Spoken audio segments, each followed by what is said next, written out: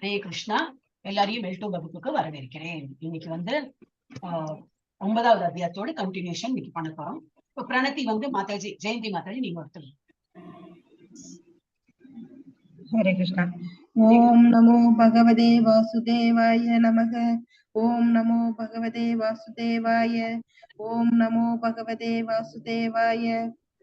ओम अज्ञानतिमिरन्धस्य ज्ञानसनत्सलकया चक्षुरुन्मीलितं येन तस्मै श्रीगुरुवे नमः।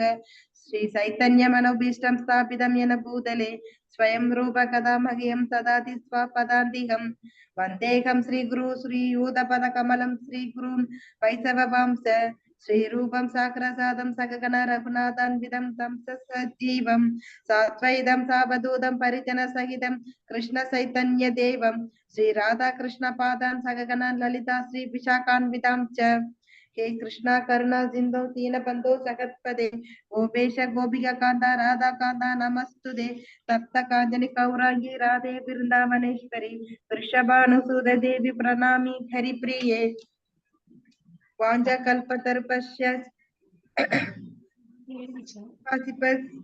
सिन्धु एव हरे कृष्ण। वाञ्छाकल्पतरुभ्यश्च कृपा सिन्धु एव च पतितानां पावनेभ्यो सिन्धुभ्य एव च पतितानां पावनेभ्यो वैष्णवेभ्यो नमः नमः। மெதுவா மாதாஜி தண்ணி எல்லாம் குடிச்சுக்கணும். இல்லைங்க மதன். ஞாபகம் படிக்கணும். இவன் ஜப்பால கூட நடுநடுல தண்ணி குடிச்சுக்கலாம். नमो ब्रह्मण्य देवाय गो ब्रह्मण्य हिताय सगत्हिताय कृष्णाय गोविंदाय नमो नमः। नमो महावदन्त्याय कृष्ण प्रेम प्रदाय दे कृष्णाय कृष्ण चैतन्य नाम्ने गौर दिवेश नमः।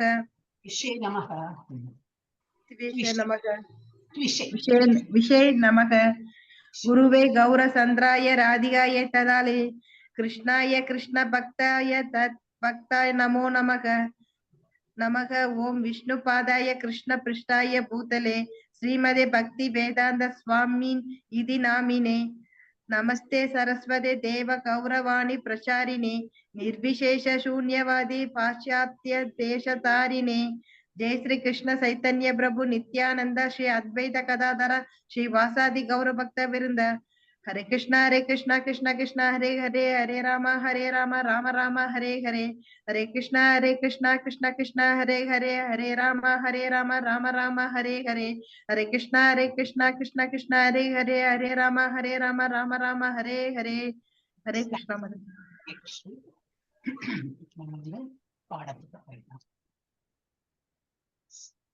வந்து 9.7 வரைக்கும் படிச்சோம். 9.8 படிச்சோம். பட் அது நம்ம சொன்னா வந்து we can repeat அப்படின்னு இல்லையா? நேற்று 9.8 யார் படிச்சா? நான் தான் படிச்சேன் மாதாஜி. சாஸ்வதா படிச்சீங்க. நீங்க தான் லாஸ்டா இருந்தீங்க. ஆமா மாதாஜி. only explanation கொடுத்துடலாம். ஓகே, ஏன்னா ஆல்ரெடி நாங்க படிச்சுட்டோம் இல்லையா? ஜஸ்ட் திரும்பி நீங்க படிக்க வேண்டிய அவசியம் இல்லை. அது சொல்றேன். ஓகே. प्रकृतिं स्वामवष्टभ्य विसृजामि पुनः पुनः भूतग्राममिमं कृत्स्नम् अवशं प्रकृतेर्वशात्. இதுல என்ன கொடுத்திருக்கு? பிரபஞ்ச தோற்றம் முழுவதும் எனக்கு கீழ்பட்டது. இப்ப அதெல்லாம் தான் ஃபுல் 9 சாப்டர்ஸ் அந்த மாதிரி ஒரு மாதிரி போயிட்டு இருக்கும். என்னது எல்லாம் பகவானோட அண்டர் இருக்கும். 7th சாப்டர் மாதிரி சிமிலர் லைக் 7th சாப்டர் இருக்கும். பிரபஞ்ச தோற்றம் முழுவதும் எனக்கு கீழ்பட்டது. எனது விருப்பப்படி அது மீண்டும் மீண்டும் மீண்டும் தானாக படைக்கப்பட்டு இறுதியில் எனது விருப்பப்படி அழிக்கப்படுகின்றன. பகவானோட தான் நம்ம சொன்னேன். அவர் இன்ஹலேஷன் அண்ட் எக்ஸலேஷன். அவர் இன்ஹேல் பண்ணும்போது எல்லாம் பிரளயம் வந்த அப்புறம் எல்லாம் அவருக்குள்ள ஒடுங்கிடும். எல்லா பிரபஞ்சம் அந்த அந்த அண்டங்கள் எல்லாம் அவருக்குள்ள போயிடும். திரும்பி வந்து வெளிப்படும் போது எப்படி அவர் மூச்சு அந்த பிரீத் அவுட் பண்ணும்போது எக்ஸேல் பண்ணும்போது எல்லா அண்டங்களும் இப்படி இப்படி வரதான். பசங்களுக்கு சொல்லி கொடுக்கும்போது அந்த பபிள்ஸ் விடுவாங்களே, அந்த சோப்பு தண்ணி வச்சு இப்படி பபிள்ஸ் அது எல்லாம் இப்படி இப்படி வருமே பபிள்ஸ். அந்த மாதிரி அண்டங்கள்லாம் வரும். அது மொழி இழுக்க மாட்டோம். இது வந்து அந்த ஒரு இதுக்கு அனாலிசிஸ். ஏன்னா அவள் இதே சாப்டர் தானே படிக்கிறாங்க. ஸோ அவளுக்கு சொல்லி கொடுக்கறதுக்கு அந்த மாதிரி நான் சொல்லுவேன். ஸோ பரமபுருஷ பகவானின் தாழ்ந்த சக்தி இதை நம்ம வந்து 7th சாப்டர்ல பார்த்தோம். தாழ்ந்த சக்தி எது? இயற்கை தாழ்ந்த சக்தி. உயிர் வாழிகள் எல்லாமே கொஞ்சம் உயர்ந்த சக்தி. அதுலயும் இன்னும் நல்லா தேர்ச்சி பெற்று போறவங்க as good as demigods லெவலுக்கு வந்துருவாங்க. சோ பரமபுருஷ பகவானின் தாழ்ந்த சக்தியின் தோற்றமே இந்த ஜட உலகம். இதனை பலமுறை விளக்கியுள்ளோம். படைப்பின் போது ஜடசக்தி மகத்தத்துவமாக விடுவிக்கப்படுகின்றது. படைப்பின் போது இந்த ஜடசக்தி எப்படி இந்த மகத்தத்துவம் அப்படின்னு அது எக்ஸ்பிளைன் என்ன பண்றது, அது இந்த இதுல நம்ம கோலோக பிருந்தாவன் சார்ட்ல பார்த்தா தெரியும். அது ஃபுல் ப்ளூயிஷ் கலர் அப்படி இருக்கும். அது ஃபுல் ஸ்பேஸ் தான் மகத்தத்துவம். அதுக்கு வந்து மகத்தத்துவம் அப்படின்னு சொல்லிட்டு ஒரு பேரு. அதுல வந்து அந்த ஜடசக்தி எல்லாம் விடுவிக்கப்படுகிறது. பகவானின் முதல் புருஷ அவதாரமான மகாவிஷ்ணு தான் காரணோதகசாய் விஷ்ணு. அவர் தான் முதல் அவதாரமா கிருஷ்ணரோடு பகவான் கிருஷ்ணரோடு ஃபர்ஸ்ட் அவதாரம் என்னது மகாவிஷ்ணு. அதனுள் நுழைகிறார். இது எதுல மகத்தத்துவத்துல அவர் நுழைகிறார். அவ்வளவு பெரிய உருவத்துல அந்த காரண கடலில் படுத்துக் கொண்டிருக்கும் அவர் தமது சுவாசத்தின் போது எண்ணற்ற அண்டங்களை படைக்கிறார். பிரீத் அவுட் பண்ணும்போது என்னது எக்ஸேல் பண்ணும்போது நிறைய அண்டங்கள் இப்படி இது கிரியேட் ஆகிட்டே இருக்கு. அவை ஒவ்வொன்றிலும் அவர் மீண்டும் கர்ப்போதகசாயி விஷ்ணுவாக நுழைகிறார். இது வந்து காரணோதகசாயி அது பண்ணா உங்களுக்கு எழுதணும்னா எழுதி வச்சுருவோம். காரணோதகசாயி விஷ்ணு இஸ் த ஃபர்ஸ்ட் அவதாரம். பகவானோட அவதாரம்னா என்ன, ஃபர்ஸ்ட் அந்த மாதிரி ஒரு பெரிய பீயிங். அப்புறம் அவர் வந்து மூச்சு காற்றால பல அண்டங்கள் பிறக்கிறது. அந்த ஓரொரு அண்டத்திலையும் ஒரு விஷ்ணு இருப்பார். அந்த விஷ்ணுக்கு என்ன பேரு, கர்ப்போதகசாயி விஷ்ணு. கர்ப்போதகசாயி விஷ்ணுவாக நுழைகின்றார். ஒவ்வொரு பிரபஞ்சமும் இப்படிதான் படைக்கப்படுகிறது. அவர் மீண்டும் க்ஷீரோதகசாயி. அது எப்படி, இந்த ஒரு அண்டத்துல ஒரு விஷ்ணு இருக்கார் பட்சம் அது வந்து கர்ப்போதகசாயி விஷ்ணு. அந்த கர்ப்போதகசாயி விஷ்ணு உள்ள அந்த ஒரு அண்டத்துல எவ்வளவு உயிர்வாழிகள் இருக்கும் இல்லையா, அந்த ஒரு உயிர்வாழிகளுக்குள்ள ஒரு விஷ்ணு இருக்காரு. பரமாத்மா ரூபத்தை நம்ம சொன்னோமே, அந்த அந்த விஷ்ணுக்கு என்ன பேரு, க்ஷீரோதகசாயி விஷ்ணு. அப்ப 3 இது கிளியரா எடுத்தா. ஹரே கிருஷ்ணா. அது கிளியர் ஆகல மாதாஜி, ஒரு தடவை சொல்லுங்க மாதாஜி. சொல்லு மாதாஜி. ஃபர்ஸ்ட் கிரியேட் ஆனது பகவானோட காரணோதகசாயி. ஹரே கிருஷ்ணா. ஹரே கிருஷ்ணா. எல்லாரும் மியூட்ல இருக்கும். ஃபர்ஸ்ட் பகவான் வந்து ஒரு பெரிய உருவப்படுத்தினது காரணோதகசாயி விஷ்ணு. அவர் என்னது, காரண கடல்ல இருக்கார். காசல் ஓஷன் இங்கிலீஷ்ல கேட்கணும்னாக்கா அது காசல் ஓஷன்ல அவர் படுத்துட்டு இருக்கார். அவரோட ஒரு மூச்சு காற்று என்னது, எக்ஸலேஷன் ஒரு வந்து மூச்சு காற்று வெளியில விடும்போது என்ன வருது, அதான் இந்த பபிள்ஸ். அது கொஞ்சம் நம்ம அந்த மாதிரி இமேஜின் பண்ணா யூ கேன் இது கிளியரா புரிஞ்சுக்கும். இந்த சோப் வாட்டர்ல இந்த பசங்க எல்லாம் எப்படி விடுவாரு, எப்படி பபிளா வருது, அந்த மாதிரி அவரோட மூச்சு காற்றுல நிறைய அண்டங்கள் பிறக்கும். அண்டங்கள்னா என்னது, 14 உலகம், 14 உலகம் கொண்டது ஒரு அண்டம். அந்த மாதிரி ஒரு அண்டமா வெளியில பிறக்கிறது. அந்த ஒரு அண்டத்துக்குள்ள கர்ப்போதகசாயி விஷ்ணு இருக்கார். The second Vishnu is Garbhodakashayi Vishnu. அந்த கர்ப்போதகசாயி விஷ்ணு ஒரு அண்டத்துல ஒரு கர்ப்போதகசாயி விஷ்ணு, இன்னொரு அண்டத்துல வேறொரு கர்ப்போதகசாயி விஷ்ணு. அப்ப இந்த காசல் ஓஷன்ல படுத்துட்டு இருக்கிற ஒரு ஆளு, அவர் ஒரு அண்டத்துல ஒரு கர்ப்போதகசாயியா நுழையறாம இவர் இங்க இருக்கார் ஆல்ரெடி. another plenary expansion. ஒரு இது அண்டம், அதாவது ஜஸ்ட் இப்படி நீங்க திங்க் பண்ணலாம். ஒரு கர்ப்பம்னாக்கா இப்படி அந்த ஃபுல் அந்த கர்ப்பம்னா இந்த இது இல்லையா, ஃபீட்டஸ் கவர் பண்ணி அந்த கருவை கவர் பண்ணி அந்த என்ன சொல்றாரு, அது எப்படி ஒரு அண்டம் மாதிரி இருக்குன்னா அந்த அண்டத்துக்குள்ள ஒரு கர்ப்போதகசாயி விஷ்ணு. அதான் கர்ப்பம்னா ஒரு அண்டம் அப்படின்னு நினைச்சுக்கலாமே. அதுக்குள்ள ஒரு சாயி, நான் ஒரு குழந்தை இருக்கிற போல அவர் ஒரு இதுலயும் கர்ப்பத்துக்குள்ள ஒரு குழந்தை இருக்கிற போல ஒரு அண்டத்துக்குள்ள கர்ப்போதகசாயியா விஷ்ணு இருக்கார். அப்ப அந்த கர்ப்போதகசாயி விஷ்ணு உங்களுக்கு இது மீனிங் புரிஞ்சிடும். ஒரு அண்டம் இஸ் லைக் ஒரு பூம்பு. குழந்தை வந்து ஒரு பூம்புல வந்து அந்த கருப்பை எப்படி கவர்டா இருக்கோ அது வந்து வயத்துக்குள்ள இருக்கிற போல அந்த ஒரு குழந்தை அப்படித்தானே இருக்கும் இல்லையா, வயத்துல உள்ள குழந்தை அந்த மாதிரிதான் இருக்கும். அது போல ஒரு அண்டத்திலையும் ஒரு கர்ப்போதகசாயி விஷ்ணு இருக்காரு. அப்ப உங்களுக்கு வந்து அந்த டிஃபரன்ஸ் தெரிஞ்சுக்கணும். அப்புறம் அந்த ஒரு அண்டத்துக்குள்ளேயும் எவ்வளவு உயிர்வாழிகள் இருக்கா, அந்த ஒரு உயிர்வாழிகளுக்குள்ளேயும் ஒரு விஷ்ணு இருக்கார். அவர் யாரு, அவர் தான் வந்து க்ஷீரோதகசாயி விஷ்ணு. இப்ப புரிஞ்சுதா? அவர் தான் பரமாத்மா. க்ஷீரோதகசாயி விஷ்ணு தான் பரமாத்மா. அந்த பரமாத்மா தான் எல்லாரும் மெடிடேஷன் பண்ணும்போது அவரை வந்து திங்க் பண்ணி அவரை மெடிடேட் பண்ணி பண்றாங்க. Is this clear Mataji? Mataji, அந்த க்ஷீரோதகசாயி ஒவ்வொரு பிரபஞ்சமும் இப்படித்தான் படைக்கப்படுகிறது. அவர் மீண்டும் க்ஷீரோதகசாயி விஷ்ணுவாக விரிவடைகிறார். அப்ப க்ஷீரோதகசாயி ஒரு உயிருக்குள்ளும் இருக்காரா? ஆமா, பரமாத்மாவா இருக்கார். இப்ப பரமாத்மா, அவர் பரமாத்மா. அவர்தான் அதான் நான் சொன்னேன். அவர் ஒரு பரமாத்மாவா நம்ம அந்த வேர்டு கேட்டு கேட்டு பழக்கம் எடுத்து க்ஷீரோதக சாயிக்கு முன்னாடி அதனால கன்ஃபியூஸ்டா இருக்கும். அப்ப க்ஷீரோதக விஷ்ணு ஈக்குவல் டு பரமாத்மா. இப்போ பரமாத்மா ஓகே மாதாஜி. ஹரே கிருஷ்ணா மாதாஜி.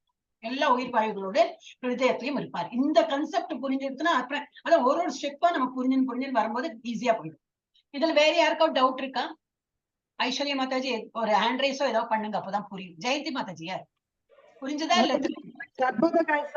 அவர் உள்ள நுழையிறாரா இல்ல வெளியே வர்றாரா மாதாஜி? கர்ப்போதக சாயி உள்ள இருக்கார். ஒரு அண்டத்துக்குள்ள இருக்கார். ஒரு அண்டம்னா எனக்கு 14 உலகம், 14 உலகத்தும் என்னது பராமரிப்பாளர் அந்த ஒரு கர்ப்போதக சாயி விஷ்ணு. புரிஞ்சுதா? லைக் ஒரு வேற எக்ஸாம்பிள் தான் இந்த பசங்களுக்கு கொடுக்குற ஒரு பிரின்சிபல். அவர் தான் காரணோதக சாயி விஷ்ணு. அவருக்கு என்னது ஒரு higher secondary principal, secondary principal. நமக்கு இதுல டீச்சர்ஸ் இருக்காங்களே, ஐஸ்வர்யா யாரு, சாஸ்வதா மாதாஜி இருக்காங்களே. சாஸ்வதா மாதாஜி நீங்க காலேஜ் ப்ரொஃபசர் தானே? மாதாஜி ஏதாவது கூப்பிட்டாங்கன்னா போய் எடுப்பேங்க மாதாஜி. அந்த மாதிரி ஸ்பெஷல் கிளாஸ் ஏதாவது கூப்பிட்டாங்கன்னா 5 days 6 days அந்த மாதிரி போய் எடுப்பேன். அதர்வைஸ் நீங்க அட்டாச்ட் இல்லையா? ஒரு டீச்சிங்ல அட்டாச்ட் இல்லையா? இல்லைங்க மாதாஜி, படிச்சதெல்லாம் ரிலேட்டட் டீச்சிங் தான். பட்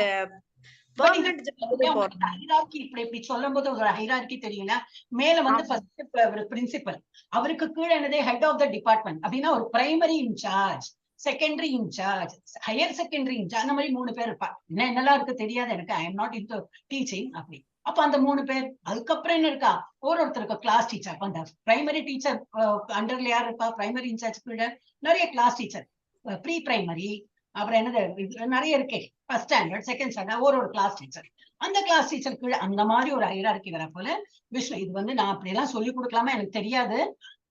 நான் புரிய வேண்டி இப்படி சொல்லி கொடுக்குறேன். பசங்கள்ட்ட சொல்லுவேன், அப்ப கிருஷ்ணர் தான் பிரின்சிபல் எல்லாம் எழுதிடாதீங்க. ஏதாவது குவிஸ் எல்லாம் குயிஸ் பிரின்சிபல்னா கிருஷ்ணா இஸ் பிரின்சிபல் எழுதிடாதீங்க. இது ஒன்லி அவங்க எக்ஸ்பிளனேஷன் பண்றதுக்கு தான் சொல்றேன் அப்படின்பேன். ஏன்னா கிளாஸ்ல 6 வயசு குழந்தையில இருந்து 15 வயசு, ஈவன் எஸ்எஸ்சி முடிஞ்சு 12வது கிளாஸ் படிக்கிறவங்க கூட இப்ப 18 years ஆல்சோ சில பேர் படிக்கிறான். 18 years ஒரு அபவ் 11, 12 எல்லாம் புரிஞ்சிடும் அவங்களுக்கு. சின்ன குழந்தைகளுக்கு என்ன தெரியும்? ஃபர்ஸ்ட் ஸ்டாண்டர்ட் செகண்ட் ஸ்டாண்டர்ட் என்ன வரும், நம்ம ஸ்கூல்ல போயிட்டு ஹூ இஸ் யுவர் பிரின்சிபல்னா கிருஷ்ணா இஸ் அவர் பிரின்சிபல், ஏன்னா மாதாஜி சொல்லியிருக்கா அப்படின்னு சொல்லுவோம். அதனால கொஞ்சம் கேர்ஃபுல்லா அந்த குழந்தைகளுக்கு சொல்லி கொடுப்பாங்க வேண்டியிருக்கு. அப்ப இது இந்த மாதிரி ஒரு ஹைரார்கி மாதிரி, தட் இஸ் ஒரு ஸ்டெப்புக்கு அப்புறம் என்ன ஸ்டெப், அதுக்கப்புறம் என்ன ஸ்டெப் அப்படின்னு. இப்ப அந்த 3 விஷ்ணு உங்களுக்கு புரிஞ்சு போயிடுதான். ஏன்னா இனிமே அதுல அதை பத்தி இருக்கலாம். ஏன்னா இந்த சாப்டர்ஸ் கொஞ்சம் இந்த மாதிரி டாபிக் தான். ஐ ஹோப் எல்லாருக்கும் புரிஞ்சுதா இல்லையா? கீதா மாதாஜி புரிஞ்சுதா? உங்க பேர்லாம் யாரோட தெரியாது. புரியுது மாதாஜி, புரியுது மாதாஜி. ஓகே, நடுவில் புரியலைனாலும் கொள்ளுங்க, கன்ஃபியூஷன் இருக்கலாம். ஓகே, ஜானி மாதாஜி புரிஞ்சு கொடுத்து, Aishwarya Mataji just I hope she is able to understand, ஏன்னா டிராவலிங் இருக்கா. ஜெயந்தி மாதாஜி புரிஞ்சது இல்லையா? புரிஞ்சுது மாதாஜி. ஓகே, ராஜேஸ்வரி மாதாஜி புரிஞ்சுதா? மாதாஜி இல்லையோ சீட்ல? அவங்க குழந்தைகளை பார்க்க போயிட்டாங்க. புரிஞ்சுதுங்க மாதாஜி, புரிஞ்சுதுங்க மாதாஜி. மாதாஜி நான் சொல்றேன் பாருங்க, இந்த காரணோதக சாயி அந்த காசல் ஓஷன்ல தூங்கிட்டு இருக்காரு. தூங்கிட்டு இருக்கும்போது மூச்சு விடும்போதெல்லாம் அவர் அந்த பபிள் மாதிரி நிறைய அந்த அண்டங்கள் எல்லாம் வெளியில வருது. அப்ப அதுல ஒரு இந்த கர்ப்போதக சாயி அதுக்குள்ள நுழைஞ்சிடுறாரு. அப்படி பிரபஞ்சம் படைச்சிட்டு ஒரு உயிருக்குள்ளயும் அந்த பரமாத்மாவாக அந்த க்ஷீரோதக சாயி ஒன்னொன்னுக்குள்ளயும் அவர் போயிடுறாரு. அதான் அந்த 3 இது. கரெக்டா மாதாஜி? கரெக்ட் தான். ஒன்லி நுழைஞ்சு விடுறாரு போயிடுறாரு அது வேண்டாம், இருக்கார். சரி சரி. உயிர் வாழ்க்கையும் பகவான் இருக்கார். போயிடுறாரு அப்படின்னா ஓஹோ அதுக்கு முன்னாடி எங்க இருந்தாரு கேட்க தோணும். நன்னா புரிஞ்சுன்னு விட்டுறேன். கரெக்ட். சிம்பிள் தான். இப்போ சிம்பிளா புரிஞ்சன அப்புறம் அது சிம்பிள் ஆயிடும் இல்லையா? அது வரைக்கும் இந்த வேர்ட்ஸ் எல்லாம் கொஞ்சம் கன்ஃபியூசிங்கா இருக்கும். அவ்வளவுதான் மாதாஜி. குவிஸ்ல வரும் மாதாஜி, இது குவிஸ்ல ஷுவர்லி வரும். அதான் ஏதோ ஒரு யுகத்துல இருக்கேன், என்னதான் கொஸ்டின் வருதுன்னு எனக்கு தெரியாது. ஐ எம் நாட் மேபி இப்போ வந்தா கூட எனக்கு எழுத தெரியுமானே டவுட் தான். எனிவே, ஹரே கிருஷ்ணா. என்ன சிலப்போ இப்போ கண்டிப்பா மாத்திருக்காங்க. நான் எழுதும் போது இந்த மாதிரி எழுதுறோம், எங்களுக்கெல்லாம் எழுதிதான் எங்களுக்கு சப்மிட் பண்ணணும். இப்ப அப்படி இல்லையா, எல்லாம் ஆப்ஷன் இல்ல, நீங்களும் எழுதிதான் செய்யறோம். மாதாஜி நாங்க எழுதுறோம் மாதாஜி, ரொம்ப கஷ்டம். L2 எழுதணும் மாதாஜி. ஆமா, ரொம்ப எழுதணும். 18 days தான் சூஸ். L2 எழுதணும் மாதாஜி. Objective type. கரெக்ட். அந்த பிரிண்ட் எல்லாம் ரொம்ப சின்னதா இருக்கு மாதாஜி. பீன்னு போனா ஓ வருது, அதெல்லாம் அப்புறம் திருப்பி எத்தனை கஷ்டம் தெரியுமா உங்களுக்கு? அதுக்குள்ளே அப்படிதான் போகணும். ரொம்ப கஷ்டம் மாதாஜி. ஆமா, அதுதான் பண்ண முடியும். ஓகே, சோ இது வந்து ஒவ்வொரு என்ன கொடுத்திருக்கு, அவை ஒவ்வொன்றிலும் அவர் மீண்டும் கர்ப்போதகசாயி விஷ்ணுவாக நுழைகின்றார். ஒரு அண்டத்துக்குள்ளேயும் கர்ப்போதகசாயி விஷ்ணுவாக நுழைகின்றார். ஒவ்வொரு பிரபஞ்சமும் இப்படிதான் படைக்கப்படுகிறது. அவர் மீண்டும் க்ஷீரோதகசாயி விஷ்ணுவாக விரிவடைகிறார். விரிவாக்கம் தான், இது எல்லாமே விரிவாக்கம். அவர் கிருஷ்ணரா இருக்கும்போது பலராமராவும் இருக்காரு. எப்படி இருக்காருன்னா, எப்படி கிருஷ்ணரா இருக்கும்போதே வேற ஒரு ஃபார்ம் எடுக்கிறாருன்னா அவரால முடியும். ஏன்னா அவர் வந்து கடவுள் இல்லையா, அவரும் அப்படி விரிவடைய முடியும் அவரால. அந்த விஷ்ணு மிகவும் நுண்ணிய அணுவிற்குள்ளே நுழைகிறார். யாரு? க்ஷீரோதகசாயி விஷ்ணு. சின்ன சின்ன ஸ்பெக்டர். ஏன்னா ஆத்மா பரமாத்மால இவ்வளவு சின்னது தானே, அந்த மாதிரி அணுவோட சைஸ்லயும் அவர் வந்து நுழைவார். அவர் எல்லாவற்றிலும் நுழைகின்றார் என்ற இவ்வுண்மை இங்கே விளக்கப்பட்டுள்ளது. ஜீவாத்மாக்களை பொறுத்தவரை அவர்கள் இந்த ஜட இயற்கையினுள் கருவூட்டப்படுகின்றனர். ஓகே, தமது முந்தைய செயல்களின் அடிப்படையில் பல்வேறு நிலைகளை அடைகின்றனர். நம்மளோட ப்ரீவியஸ் ஜென்மாவோட கர்மாவை வச்சுதான் நம்ம வந்து ஒரு உருவம் எடுத்துன்னு இந்த இதுல திரும்பி வந்திருக்கோம். மேல போறதுக்கு டிக்கெட் கிடைக்கல, ஏதோ உருவம் எடுத்துன்னு வரணும். அதனால நம்ம வந்து ஏதோ பறவையோ மிருகமோ இல்லாம ஹியூமன் பீயிங்கா பிறந்து எல்லாருமே இங்க கூடி இருக்கோம். எல்லாம் இஸ்கான்ல சேர்ந்து இங்க எல்லாருமா கூடி இருக்கும். சோ நம்ம வந்து ஒரு என்னது முந்தைய செயல்களின் ப்ரீவியஸ் ஜென்மாவோட செயல்களின் அடிப்படையில் பல்வேறு நிலைகளை அடைகின்றனர். இதன் மூலம் ஜட உலகின் செயல்கள் தொடங்குகின்றன. இவ்வாறாக பல்வேறு உயிரினங்களின் இயக்கங்கள் படைப்பின் ஆரம்ப காலத்திலேயே தொடங்குகின்றன. அவை பரிணமிப்பவை அல்ல. அப்படின்னா என்ன தெரியாது? பரிணமிப்பவை ஆயிடும். ஓகே, ஆரம்ப காலத்தை தொடங்குகின்றன. அவை பரிணமிப்பவை அல்ல. பிரபஞ்சம் படைக்கப்பட்ட போதே பல்வேறு உயிரினங்களும் உடனடியாக படைக்கப்பட்டன. எல்லாம் அன்மேனிஃபெஸ்டட் ஃபார்ம்ல தான் இருக்கும். எதுவுமே அழிஞ்சு போகாது. இது வந்து நம்ம ஐ திங்க் உங்களோட குவிஸ்ல வந்தா வரலாம். பிரளயம் வந்தப்ப எல்லாம் அழிஞ்சு போயிடும், அது கரெக்டா இல்ல? இப்பதான் இது இல்லையா உங்களுக்கு ஆப்ஜெக்டிவ் இல்லையா? ஆப்ஜெக்டிவ்ல சலப்பா விகப்பா அது ஐ திங்க் போல்ல இருந்ததுன்னு நினைக்கிறேன். இந்த 18 days போல்ல அது இருந்தது எனக்கு எதுலயோ பார்த்தேன். அப்போ எல்லாம் அழிஞ்சு போயிடுறது அப்படின்னு சொல்லிட்டு ஆன்சர் வரும். சிலதெல்லாம் அழியாது, எல்லாம் அன்மேனிஃபெஸ்டட் ஃபார்ம்ல தான் இருக்கும். பிரபஞ்சம் வந்து அழியும் போது என்ன கேட்டா, நம்ம ஜீவாத்மா தான் அழிவு கிடையாது. சோ அது வந்து உருவம் இல்லாத ஸ்டேஜ்ல உட்கார்ந்து அப்புறம் திரும்பி எல்லாம் படைக்கப்படும் போது ஒரு உருவம் எடுத்துதான் வெளியில வரும். So it is like that. இது யாரோ கேட்டா, இவ்வளவு ஜனத்தொகை இன்க்ரீஸ் ஆகிட்டே வருது, அப்ப அந்த ஆத்மால முன்னாடி என்ன இருந்தானே? அதான் நிறைய மரங்கள் எல்லாம் வெட்டுறாங்களே. சோ மரம் வெட்டும் போது அந்த மரத்துல உள்ள ஆத்மா எங்க போகும்? ஒரு ஹியூமனான ஏதோ ஒரு ஃபார்ம் வெளியில வருது. Either animals or birds or பூச்சி, ஏதோ ஒரு ஃபார்ம் எடுத்துன்னு வரும்.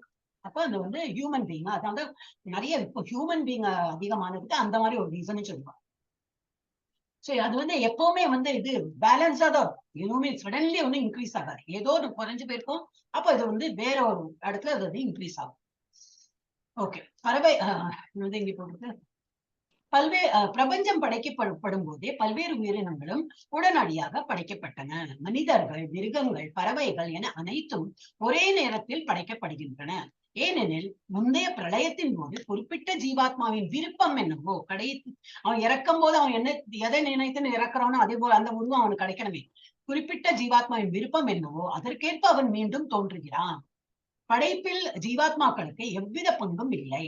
ஜீவாத்மா வந்து அவங்க வந்து நான் என்ன மாதிரி பிறக்கணும்னு எண்ணிட்டு அவன் இறக்குறான்னு அப்படி இல்ல. அவன் எதையா நினைச்சுட்டு இறக்குறானோ ஆட்டோமேட்டிக்கா அவன் வந்து அந்த மாதிரி he will get birth. குறிப்பிட்ட ஜீவாத்மாவின் விருப்பம் என்னவோ அதற்கேற்ப அவன் மீண்டும் தோன்றுகின்றான். படைப்பில் ஜீவாத்மாக்களுக்கு எவ்வித பங்கும் இல்லை. ஏன்னா படைக்கிறதெல்லாம் பகவானோட கிரியேஷன் தான். சோ நமக்கெல்லாம் ஒன்றும் அதுல சுதந்திரம் இல்லை என்பதே அவசியம் எனும் வார்த்தை தெளிவாக கூறப்படுகிறது. முந்தைய படைப்பின் முந்தைய வாழ்வில் ஜீவாத்மாவின் நிலை என்னவோ அந்நிலை மீண்டும் வெளிப்படுகின்றன. ஏன்னா இந்த மைண்டு இன்டெலிஜென்ஸ் எல்லாம் வச்சு திரும்பி வேற ஒரு உருவம் எடுத்து திரும்பி அது வந்து தொடரும். இப்ப நம்ம தான் ஆன்மீகத்தை முன்னாடியே நம்ம படிச்சிருக்கோம்னு நினைக்கிறேன். அந்த மாதிரி இருக்கிறதுனால திரும்பி நமக்கு அதுலயே நாட்டம் வந்து திரும்பி இதை வந்து ஜாயின் பண்ணி இதை கண்டினியூ பண்ணிட்டு இருக்கும். மேபி அதுல வந்து ஒரு 60% வாங்கியிருப்போம் போன ஜென்மத்துல. இப்ப இந்த பர்சன்ட் பாக்கி இருக்கே 40. அதனால மேல போல மேல போறதுக்கு ஒரே பாசிங் மார்க் 100 out of 100 வாங்கினாதான் கோலோக பிருந்தாவன் போக முடியும். அங்க போறதுக்கு 99 வாங்கினாலும் என்னது போறாது. அதுக்குள்ள அந்த உடல் இதா எடுத்து நமக்கு வந்து மறுபிறவி எடுத்துதான் 1% வேண்டி 99 மார்க்ஸ் வாங்கினா அந்த ஒரு மார்க்கு வேண்டி திரும்பி ஒரு உடல் எடுத்து ஆனா எல்லாம் சௌரியம் பண்ணி கொடுப்பாரு பகவான். அது போல நல்ல நம்ம நேற்று மாதாஜி சொன்னாப்புல அது நல்லா புரிஞ்சது எனக்கு அப்படி சொன்னீங்க இல்லையா? அதேதான் நல்ல ஒரு குடும்பத்துல பிறந்து நல்ல ஒரு சௌரியமா இருக்கும். அந்த மாதிரி பிறந்து இந்த ஒரு மார்க் இருக்கே அதையும் நல்லா முடிச்சு விட்டு கோலகுண்டம் திரும்பணும். அந்த மாதிரி உள்ளதான் ஆச்சாரியாஸ் அந்த மாதிரி எல்லாம் இருக்காங்க, ரொம்ப ரேர். அந்த மாதிரி பிறக்கிறவங்க, அந்த மாதிரி குடும்பத்துல பிறக்கிறவங்க ரொம்ப ரேர் அப்படி இதுக்கு முன்னாடி நம்ம பர்பட்லயே படிச்சோம். சோ அந்த மாதிரி நம்மளோட இட் இஸ் லைக் தட். அந்த பௌதிக உலகத்து படிப்பு மாதிரி இல்லை, எல்லாம் படிச்சு பிஹெச்டி எல்லாம் படிச்சு டாக்டர் படிச்சு ஒருத்தா இறந்து போயிட்டான்னா அடுத்த ஜென்மத்தை திரும்பி A4 ஆப்பிள்னு அவன் ஆரம்பிக்கணும். ஆனா ஆன்மீகத்தோட அப்படி இல்லை. ஒரு 20 மார்க்கு போன ஜென்மத்தை நம்ம வாங்கியிருந்தாலும் பாக்கி உள்ள 80 மார்க்குக்கு திரும்பி நம்ம வந்து பிறப்போம். அந்த 80 மார்க்குக்கு ஏன்னா அந்த 20 மார்க் இருக்கும், அந்த என்னது ஸ்டோர்ல இருக்கும் இல்ல. 99 வாங்கியிருக்கோம்னா அதுக்கப்புறம் 1% தான் நம்ம கம்ப்ளீட் பண்ணோம். இப்படியே 1, 2 ஆரம்பிக்க வேண்டும். That's all. அப்புறம் படைப்பில் பங்கும் இல்லை என்பதை அவசியம் என்ற வார்த்தை தெளிவாக குறிப்பிடுகிறது. முந்தைய படைப்பின் முந்தைய வாழ்வில் ஜீவாத்மாவின் நிலை என்னவோ அந்நிலை மீண்டும் வெளிப்படுகின்றன. அவரது விருப்பம் போதும் இவனைத்தும் தானாக நடந்தேறிவிடும். அவர் விரும்பினால் போதும். ஐ திங்க் அந்த மாதிரி நினைக்கிறேன். அவர் விரும்பினால் போதும், அப்ப எல்லாமே ஆட்டோமேட்டிக்கா அவருக்கு வந்து அது போல அமைந்துவிடும். இவை அனைத்தும் தானாக நடந்தேறிவிடும். இதுவே பரமபுருஷ பகவானின் அச்சிந்திய சக்தியாகும். அச்சிந்தியனாக்கா இது சிந்தியா அச்சிந்தியா அபேத அந்த பகவானோட எல்லாம் அப்படிதான் வரும். அப்படின்னா என்னது, புரியறா போல இருக்கும், சிலதெல்லாம் புரியப்படாம இருக்கும். அந்த மாதிரி ஒரு சக்தி தான் அவரோட. அப்ப அச்சிந்திய சக்தி அப்படின்னா என்னது, ஒரு உருவத்தோட அவர் வந்து அந்த மாதிரி பண்றாரு கிடையாது. அச்சிந்தியா ஒரு நமக்கு வந்து இது cannot கன்சீவ். அது என்ன எனர்ஜி அவரோட கன்சீவே பண்ண முடியாது. மாதாஜி சிந்தியா அசிந்தியாக்கு மீனிங் கேட்டிருந்தாங்க, ஒரு கொஸ்டின் கேட்டிருந்தாங்க. சிந்தியா அசிந்தியானா ஓ என்ன எழுதினால இருக்கு எனக்கு கரெக்டா புரியல. நீங்க சொன்னதுதான் எழுதினேன். ஓகே. அச்சிந்தியானா யூ cannot கன்சீவ், புரிய மாட்டேங்கிறது இல்லையா நமக்கு, புரியாது. என்ன மாதாஜி? வேற ஒண்ணும் இல்லதான், அப்படிதான் எழுதினேன். அவரோட சக்தியை திங்கே பண்ண முடியாது மாதாஜி. இமேஜினே அவ்வளவு அவரோட சக்தியை நம்ம இமேஜின் பண்ண முடியறது இல்ல, சிந்தமே பண்ண முடியல, அவ்வளவு இருக்கு அவருக்கு சக்தி.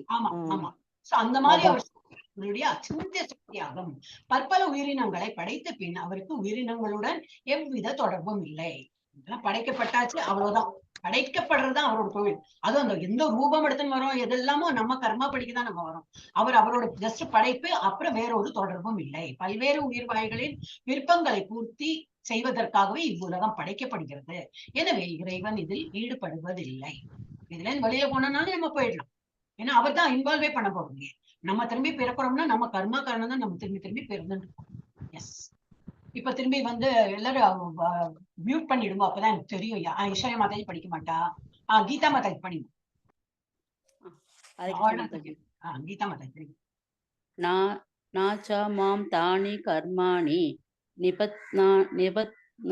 நிபத்னாந்தி தனஞ்சயா உதாசீனவத் ஆசீனம் அசக்தம் தேஷு கர்மேஷு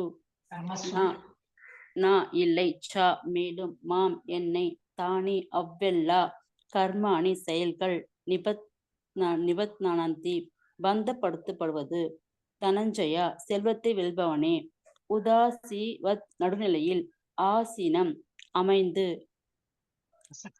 அசக்தம் பற்றின்றி தேஷு அந்த கர்மேஷு செயல்களில் தனஞ்சயனே இச்செயல்கள் எவும் என்னை பந்தப்படுத்த முடியாது. நடுநிலையில் அமைந்துள்ள நான் இந்த பௌதீக செயல்களிலிருந்து எப்போது விலகியே உள்ளேன். பொருளுரை.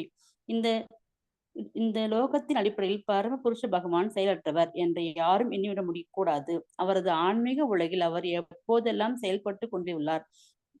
பிரம்ம சம்சிதையில் 5.6 கூறப்பட்டுள்ளது. ஆத்மா ராமஸ்ய தஸ்யாஸ்தி இப்ருகுத்யா ந சமாகமா.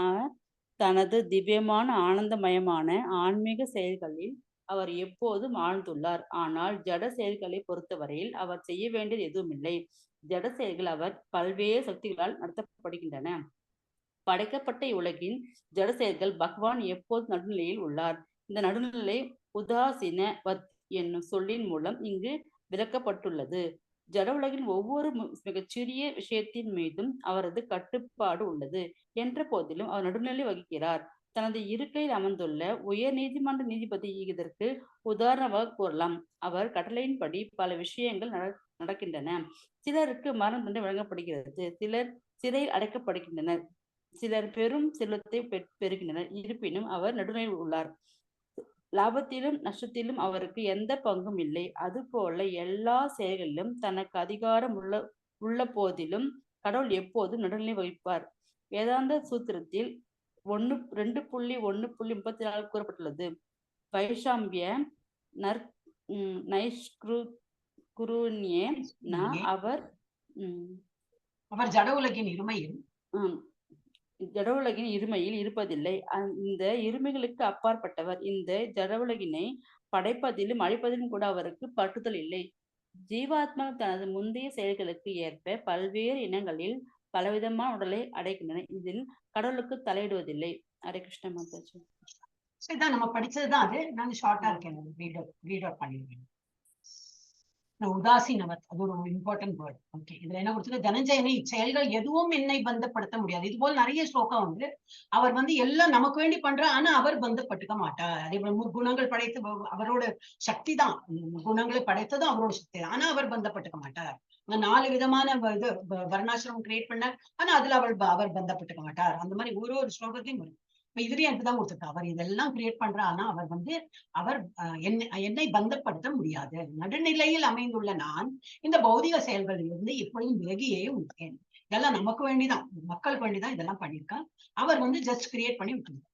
இப்பதத்தின் அடிப்படையில் பரமபுருஷ பகவான் செயலற்றவர் என்று, அதனால அவருக்கு வந்து அப்போ அவர் வந்து ஒண்ணுமே செய்ய முடியாதா? அவருக்கு அந்த அவருக்கு அந்த வந்து என்ன சொல்ற எனர்ஜி இல்ல, he cannot do anything, அந்த மாதிரி கிடையாது. he can do, பட் அவர் வந்து யாருக்கும் பார்ஷியாலிட்டி பண்ண மாட்டார். யாருக்கும் வந்து யாருக்கும் வந்து உயர்த்தி தாழ்த்தி அந்த மாதிரிலாம் ஒண்ணும் பண்ண மாட்டார். படைக்கிறது மாத்திரம் தான் அவரோட தொழில். அந்த அப்படிதான். அப்புறம் இப்பதத்தின் அடிப்படையில் பரமபுருஷ பகவான் செயலற்றவர். அதனால அவருக்கு வந்து அதுக்கு என்ன சொல்லுவாங்க, தாக்கத்துன்னு அவருக்கு என்னது, அவருக்கு சக்தி கிடையாது, அவருக்கு அதுக்கு மேல சக்தி இல்லை, அவ்வளவுதான் அவரோட எண்ட் ஆஃப் இஸ் சக்தி. அந்த மாதிரி எண்ணக்கூடாது. அவர் செயலற்றவர் என்று யாரும் எண்ணிவிடக்கூடாது. அவரது ஆன்மீக உலகில் அவர் எப்பொழுதும் செல்லப்பட்டு கொண்டுள்ளார். பிரம்ம சமயத்தில் 5.6 கொடுத்திருக்கு. தனது நித்தியமான ஆனந்தமான ஆன்மீக செயல்களை அவர் எப்பொழுதும் ஆழ்ந்துள்ளார். ஆனால் ஜட செயல்களை பொறுத்தவரையில் அவர் செய்ய வேண்டியது எதுவும் இல்லை. படைக்கப்படுறதோடு அவரோட காரியம் முடிஞ்சிடும். ஜட செயல்கள் அவரது பல்வேறு சக்திகளால் நடத்தப்படுகின்றன. படைக்கப்பட்ட இவ்வுலகின் ஜட செயல்களில் பகவான் எப்பொழுதும் நடுநிலையில் உள்ளார். அவர்தான் பாரபட்சம் காட்ட மாட்டார், யாருக்கும் பார்ஷாலிட்டி பண்ண மாட்டார். அந்த மாதிரி நம்ம அப்போ பகவானுக்கு அப்ப நம்ம வந்து நிறைய என்னது, அவரை வந்து டிவோஷனல் சர்வீஸ் நிறைய பண்ண என்ன ஆகும், then he takes care of us. ஏன்னா வந்து நம்ம நிறைய பிரேயர் பண்ணும்போது அவர் வந்து நம்மளை பாத்துக்கிறதே தவிர அது போல ரெசிப்ரோகேட் பண்ணுவாரே தவிர, இல்லாட்டா அது இல்லாம அவர் வந்து பார்ஷாலிட்டி எல்லாம் பண்றது கிடையாது. ஒருத்தன் வந்து இந்த ஜென்மத்தை ரொம்ப அட்டுழியம் பண்ணிட்டு இருப்பான், ஆனா பெரிய கோடி ஈஸ்வரனா இருக்கும். அந்த மாதிரி பத்தி அவன் அவ்வளவு தப்பு பண்ண, இப்ப இவ்வளவு பணம் சம்பாதிச்சு எப்படி இருக்கான் பாரு, பகவானை ஸ்துதிக்கிறதே கிடையாது, பகவான் கோயில் போறது கிடையாது, ஒண்ணும் பண்றது இல்லை, ஆனாலும் பெரிய செல்வந்தரா இருக்கான் அப்படி எல்லாம் நம்ம பேசுவோம். அவன் போன ஜென்மத்துல எப்படி இருந்தான்னு தெரியாது. அப்ப பகவானுக்கு அந்த இதே கிடையாது. நீ இந்த ஜென்மத்துல நீ என்ன கோயிலுக்கு போறதுல, என்ன வந்து ஜபம் பண்றதுல, அப்போ உனக்கு எல்லாம் கெட்டது கொடுப்பேன்னு சொல்ல வர இல்ல. அவன் போன ஜென்மத்தை நல்லது பண்ணனால இந்த ஜென்மத்தை அனுபவிச்சுதான். அதுதான் நம்ம கண்ணுக்கு தெரியாது. நம்ம எப்போ ஜபம் எல்லாம் பண்ணிட்டு இருப்போம், ஆனா ஏதோ துக்கத்தை ஆழ்ந்துட்டு இருப்போம். நான் இவ்வளவு பகவானை நம்புறேன், இவ்வளவு பண்றேன்னாலும் எனக்கு எவ்வளவு துக்கம் இருக்கு அப்படின்னா எல்லாம் கேரி ஃபார்வர்ட் தான். பகவான் அதுல எல்லாம் ஒன்றும் கண்டுக்கவே மாட்டார். ஆனா இதோட இஃபெக்ட் டெஃபினட்டா நமக்கு வந்து பின்னாக்கா நாட் நெக்ஸ்ட் ஜென்மம், இந்த ஜென்மத்திலேயே நமக்கு வந்து அதோட இது ரிசல்ட் தெரியும். பகவானை நிறைய ப்ரே பண்ண நமக்கு வந்து அதோட ரிசல்ட் தெரியும். எஸ் என்னது, ஆனால் ஜட செயல்களை பொறுத்தவரையில் அவர் செய்ய வேண்டியது எதுவும் இல்லை. ஜட செயல்கள் அவரது பல்வேறு சக்திகளால் நடத்தப்படுகின்றன. படைக்கப்பட்ட இவ்வுலகின் ஜட செயல்களில் பகவான் எப்பொழுதும் தன் நடுநிலையில் உள்ளார். இந்த நடுநிலை உதாசீனவத் அப்படின்னு என்று ஒரு சொல்லின் மூலம் இங்கே விளக்கப்பட்டன. அவர் வந்து உதாசீனவத்தா இருப்பார். அப்படின்னா he will not interfere. இப்போ உதாசீனாக்க வேணா அந்த மாதிரி வேணா போட்டு உதாசீனவத் நடுநிலையில். ஓகே, இட்ஸ் ஜஸ்ட் லைக் ஒரு ஜட்ஜ் மாதிரி, அதுலயே போட்டிருக்கேன். தனது இருக்கை மீது அவர் மூலம் இங்கே விளக்குவார். ஜட உலகின் ஒவ்வொரு மிக சிறிய விஷயத்தின் மீதும் அவரது கட்டுப்பாடு உள்ளது என்ற போதிலும் அவர் நடுநிலை வகிக்கின்றார். தனது இருக்கையில் அமர்ந்துள்ள உயர் நீதிமன்ற நீதிபதியை இதற்கு காரணமாக கூறலாம். அவர் என்னது எல்லாம் அவருக்கு அண்டர்ல தான் நடக்கும், ஆனா அவர் வந்து நடுநிலை தான் வகிக்க முடியுமே தவிர வேற அதெல்லாம் இன்டர்ஃபியர் பண்ணி ஒருத்தர் திருத்த போறதுக்கோ அதெல்லாம் ஒன்றும் பண்ண மாட்டார். அவரது கட்டளையின்படி பல விஷயங்கள் நடக்கின்றன. சிலருக்கு மரண தண்டனை வழங்கப்படுகிறது, சிலர் சிறையில் அடைக்கப்படுகின்றனர், சில பெரும் செல்வத்தை பெறுகின்றனர். இருப்பினும் அவர் நடுநிலையில் உள்ளார். லாபத்திலும் நஷ்டத்திலும் அவருக்கு எந்த பங்கும் கிடையாது. எது நியாயம் உண்டோ எது உண்டோ இதெல்லாம் சப்போஸ் டு பி இந்த காலத்துல எல்லாம் டிஃப்ரெண்டா இருக்கு. நம்ம இப்ப பௌதிக காலத்துல இப்ப நடக்கிறதெல்லாம் பார்த்தோம்னா எல்லாமே பணத்தை கொடுத்தோம்னாக்கா எல்லாம் நீதியும் இதெல்லாம் கூட மாறிடும். நீதிபதி அந்த மாதிரி வந்துட்டார். ஓகே, சோ இது வந்து ஜெனரலா அப்படி கொடுத்துருக்கு. சில பெரும் செல்வத்தை பெறுகின்றார், இருப்பினும் அவர் நடுநிலையில் உள்ளார். லாபத்திலும் நஷ்டத்திலும் அவருக்கு எந்த பங்கும் இல்லை. அது போலவே எல்லா செயல்களிலும் தனக்கு அதிகாரம் உள்ள போதிலும் கடவுள் எப்பொழுதும் நடுநிலை வகிப்பர். வேதாந்த சூத்திரத்தில் கூறப்பட்டுள்ளது வைஷமியன் ஓகே, அது வந்து அவர் ஜட உலகின் இருமையில் இருப்பதில்லை, அந்த இருமைகளுக்கு அப்பாற்பட்டவர். இந்த ஜட உலகினை படைப்பதிலும் அழிப்பதிலும் கூட அவருக்கு பற்றுதல் இல்லை. நம்ம என்னது நம்ம காரணம் தான் நம்ம திரும்பி வரோம். நம்ம திரும்பி பிறக்கிறதுக்கு வேண்டி இந்த ஜட உலகம் படைக்கப்பட்டு நம்ம அதுல வரோம். பட் நமக்கு வந்து இப்ப பிறக்கிறதுக்கு ஒரு சான்ஸ் இல்ல. நமக்கு தான் 100 மார்க்ஸ் கிடைச்சாச்சுன்னா எங்க போயிடுவோம், திரும்பி வரவே மாட்டோம், ஜட உலகத்துல வரமாட்டோம். இப்ப அந்த ஜட உலகம் படைப்பதிலும் அழிப்பதிலும் கூட அவருக்கு பற்றுதல் கிடையாது. அவரோட டியூட்டி மாத்திரம் பண்ணிட்டே இருப்பார். யாரெல்லாம் பிறக்கிறாங்களோ அவங்களுக்கு எல்லாம் ஒரு பிளாட்ஃபார்ம், பிறக்கிறதுக்கு ஒரு பிளாட்ஃபார்ம் வச்சிருக்கேன் அப்படின்னு ஜீவாத்மாக்கள் தமது முந்தைய செயல்களுக்கு ஏற்ப பல்வேறு இனங்களில் பலவிதமான உடலை அடைகின்றனர். இதில் கடவுள் தலையிடுவதில்லை. சிம்பிள் தான் இருக்கு. அடுத்தது ஜானி மாதாஜி படிங்க. ஹரே கிருஷ்ண மாதாஜி. மயாத்யக்ஷேண பிரகிருதி சூயதே சச்சராச்சரம் ஹேத்து நானேன கௌந்தேய ஜகத் விபரிவர்த்ததே. மயா எனது, அத்தியக்ஷேன மேற்பார்வையில், பிரகிருதி ஜட இயற்கை, சூயத்தே தோன்றுகின்றது, ச இரண்டும், சர அச்சரம் அசைகின்ற அசையாத, ஹேத்துனா காரணத்தால், அனேன இந்த, கௌந்தேய குந்தியின் மகனே, ஜகத் பிரபஞ்ச தோற்றம், விபரிவர்த்ததே செயல்படுகின்றது. குந்தியின் மகனே, எனது சக்திகளில் ஒன்றான இந்த ஜட இயற்கை எனது மேற்பார்வையில் செயல்பட்டு அசைகின்ற மற்றும் அசையாதவற்றை எல்லாம் உண்டாக்குகின்றது. அதன் ஆணைப்படி இந்த தோற்றம் மீண்டும் மீண்டும் படைக்கப்பட்டு அழிக்கப்படுகின்றது. பொருளுரை: ஜட உலகில் எல்லா செயல்களில் இருந்தும் விலகியுள்ள போதிலும் முழுமுதற் கடவுள் உன்னத இயக்குனராக உள்ளார் என்பது இங்கு தெளிவாக கூறப்பட்டுள்ளது. இந்த ஜட தோற்றத்தில் பின்னணியும் உயர் இச்சையும் பரம புருஷரே. இருப்பினும் நிர்வாகம் ஜட இயற்கையாலேயே நடத்தப்படுகின்றது. பற்பல உருவங்களிலும் இனங்களிலும் இருக்கும் எல்லா ஜீவாத்மாக்களும் தானே தந்தை என்று பகவத்கீதா கீதையில் கிருஷ்ணரும் கூறுகிறார். தாயின் கருப்பையில் குழந்தைக்கான விதையை அளிப்பவர் தந்தை. அதுபோலவே முழுமுதற் கடவுள் தனது பார்வையின் மூலம் எல்லா ஜீவாத்மாக்களையும் ஜட இயற்கையின் கருப்பையில் விதைக்கிறார். அந்த உயிர்வாழிகள் தங்களது முந்தைய விருப்பத்திற்கும் செயல்திற்கும் ஏற்ப பற்பல உருவங்களிலும் இனங்களிலும் வெளிவருகின்றனர். பரமபுருஷரது பார்வையின் கீழ் பிறந்தாலும் இந்த ஜீவாத்மாக்கள் அனைவரும் தங்களது முற்செயல்களுக்கும் விருப்பத்திற்கும் ஏற்பவே பலவித உடல்களை அடைகின்றனர். எனவே பகவானுக்கும் ஜட உலகத்திற்கும் நேரடி தொடர்பு இல்லை. அவர் ஜட இயற்கையின் மீது தனது பார்வையை மட்டுமே செலுத்துகிறார். அந்த பார்வையினால் ஜட இயற்கை இயக்கம் பெற்றவுடன் அனைத்தும் படைக்கப்படுகின்றன. பரமபுருஷர் ஜட இயற்கையின் மீது தனது பார்வையை செலுத்துவதால் இதில் அவருக்கும் பங்குள்ளது என்பதில் ஐயமில்லை. ஆனால் இதில் அவருக்கு நேரடியாக பங்கு எதுவும் இல்லை. ஸ்மிருதியில் பின்வரும் உதாரணம் கொடுக்கப்பட்டுள்ளது. வாசனையுள்ள மலர் முன்னிருந்தால் அதன் மனம் நுகரும் சக்தியினால் உணரப்படுகின்றது. இருப்பினும் நுகர்ச்சியும் மலரும் ஒன்றிலிருந்து ஒன்று வேறுபட்டவை. இதே போன்று தொடர்பு ஜட உலகத்திற்கும் பரம புருஷ பகவானுக்கும் இடையே உள்ளது. இந்த ஜட உலகில் அவர் செய்ய வேண்டியது எதுவும் இல்லை. எனினும் தமது பார்வையினால் படைத்து ஏற்பாடு செய்கிறார். சுருக்கமாக சொன்னால் பரமபுருஷ பகவானின் மேற்பார்வை இன்றி ஜட இயற்கையால் ஒன்றும் செய்ய முடியாது. இருந்தும் முழுமுதற் கடவுள் எல்லா ஜட செயல்களிலிருந்தும் விலகி இருக்கிறார். ஹரே கிருஷ்ணா மாதாஜி. ஈஸி தானே மாதாஜி, நல்லாதான் இருக்கும். நான் ஒரு வாட்டி படிக்கணும்னா படிச்சு வரேன். சின்னதான். குந்தின் மகனே, எனது சக்திகளில் ஒன்றான இந்த ஜட இயற்கை இந்த கீழ்நிலை சக்தி சொல்லுவாங்க. அந்த எனது மேற்பார்வையில் செயல்பட்டு அசைகின்ற மற்றும் அசையாதவற்றை எல்லாம் உண்டாக்குகின்றன.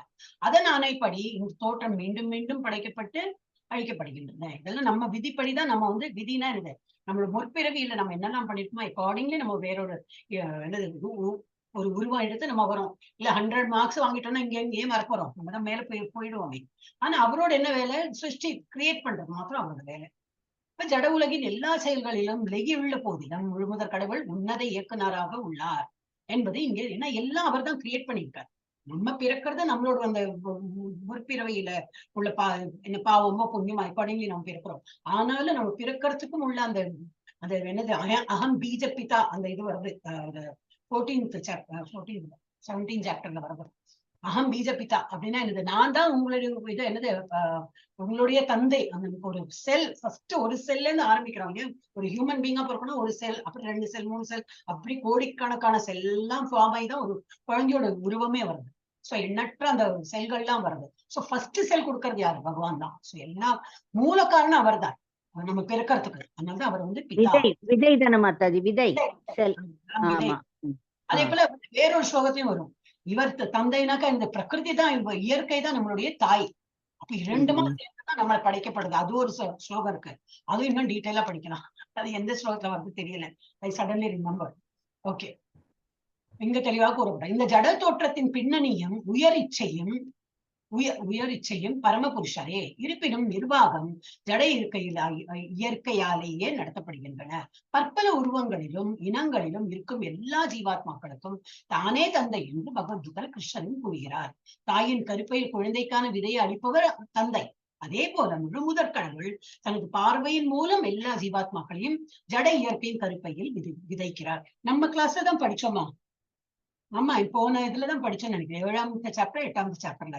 அது வந்து இந்த இதுல பயிர்களா போய் அதை வந்து உட்கொள்ளும், அந்த பயிர்களை உட்கொள்ளும் போது அந்த சீமன் கிரியேட் ஆகுது. மழை மூலமா வந்து பயிர் மாடு வந்து அப்படி சொன்னீங்க. இதெல்லாம் எல்லாம் சேர்ந்து பார்க்கும்போது நம்ம புரிஞ்சிடும் என்ன இதுன்னு. இதுல வந்து திரும்பி அதை அந்த மாதிரி இவ்வளவு டைரக்ட் இதை என்ன சொல்லுவாங்க, டீட்டெயிலா கொடுக்கல. ஜஸ்ட் ஜீவாத்மாவுக்கு தானே தந்தை என்று பகவத்கீதையில் கிருஷ்ணன் கூறுகிறார். தாயின் கருப்பையில் குழந்தைக்கான விதையை அளிப்பவர் தந்தை. அது போல முழுமுதற் கடவுள் தனது பார்வையின் மூலம் எல்லா ஜீவாத்மாக்களையும் ஜட இயற்கையின் கருப்பையில் விதைக்கிறார். இப்ப இப்படி சொல்லும் போது நமக்கு என்ன அது பொய்யோ தோணும்? அப்படி இல்ல, அது வந்து இன்னும் டீட்டெயிலா கொடுத்துருக்கா. அப்ப அது கோரிலேட் பண்ணிக்கலாம் நம்ம. அப்ப எப்படி விதைக்கிறார், வந்து அந்த மழையா வந்து அந்த மழை வந்து பயிர்களா கிரியேட் ஆகி அந்த பயிரை யார் சாப்பிடுறானோ அவனோட இதுல விந்துக்களா வந்து அவன் யாருக்கு சேர்றானோ அந்த கர்ப்பத்துல அது போய் அந்த மாதிரி பெரிய ஒரு இது சைக்கிள். அப்ப ஃபைனலி என்ன, அவர் தான் கர்ப்பப்பகுதியில் விதைக்கிறார். அந்த உயிர்வாழிகள் தங்களது முந்தைய விருப்பத்திற்கும் செயல்களுக்கும் ஏற்ப பற்பல உருவங்களிலும் இனங்களிலும் வெளிவருகின்றன. பரமபுருஷரது பார்வையின் கீழ் இருந்தாலும் இந்த ஜீவாத்மாக்கள் அனைவரும் தங்களது முற்செயல்களுக்கும் விருப்பங்களுக்கும் ஏற்பவே பலவிதமான உடல்களை அடைகின்றனர். ஏன் விருப்பம்னாக்கா அது என்னது, சூக்ஷ்ம சரீரத்துல வருது. வந்து ஏதோ ஒரு ஆசை இருக்கும், ஏதோ இருக்கும், இறக்கும் போது ஏதோ ஒரு இந்த ஆசையோட இருந்திருக்கும், ஏதோ சம்தி ஆசையோ வாட்டவர் ஒரு தாட்டோட இருந்திருக்கும். அப்ப அந்த இதுதான் வித் இன்டெலிஜென்ஸ். அண்ட் அதனால சின்ன சின்ன பசங்க எல்லாம் நல்ல வித்வானா இருக்கிறவங்க சில பேர் எல்லாம் என்ன அர்த்தம்னா முன்பிரிவில பெரிய வித்வானா இருந்திருப்போம், பெரிய பாடகரா இருந்து இறந்து போனா என்ன ஆகும், அடுத்த இதுல வந்து குழந்தைய பிறக்கும்போது சின்ன வயசுல நல்லா பாடுறா போல அந்த குழந்தை இருக்கும்.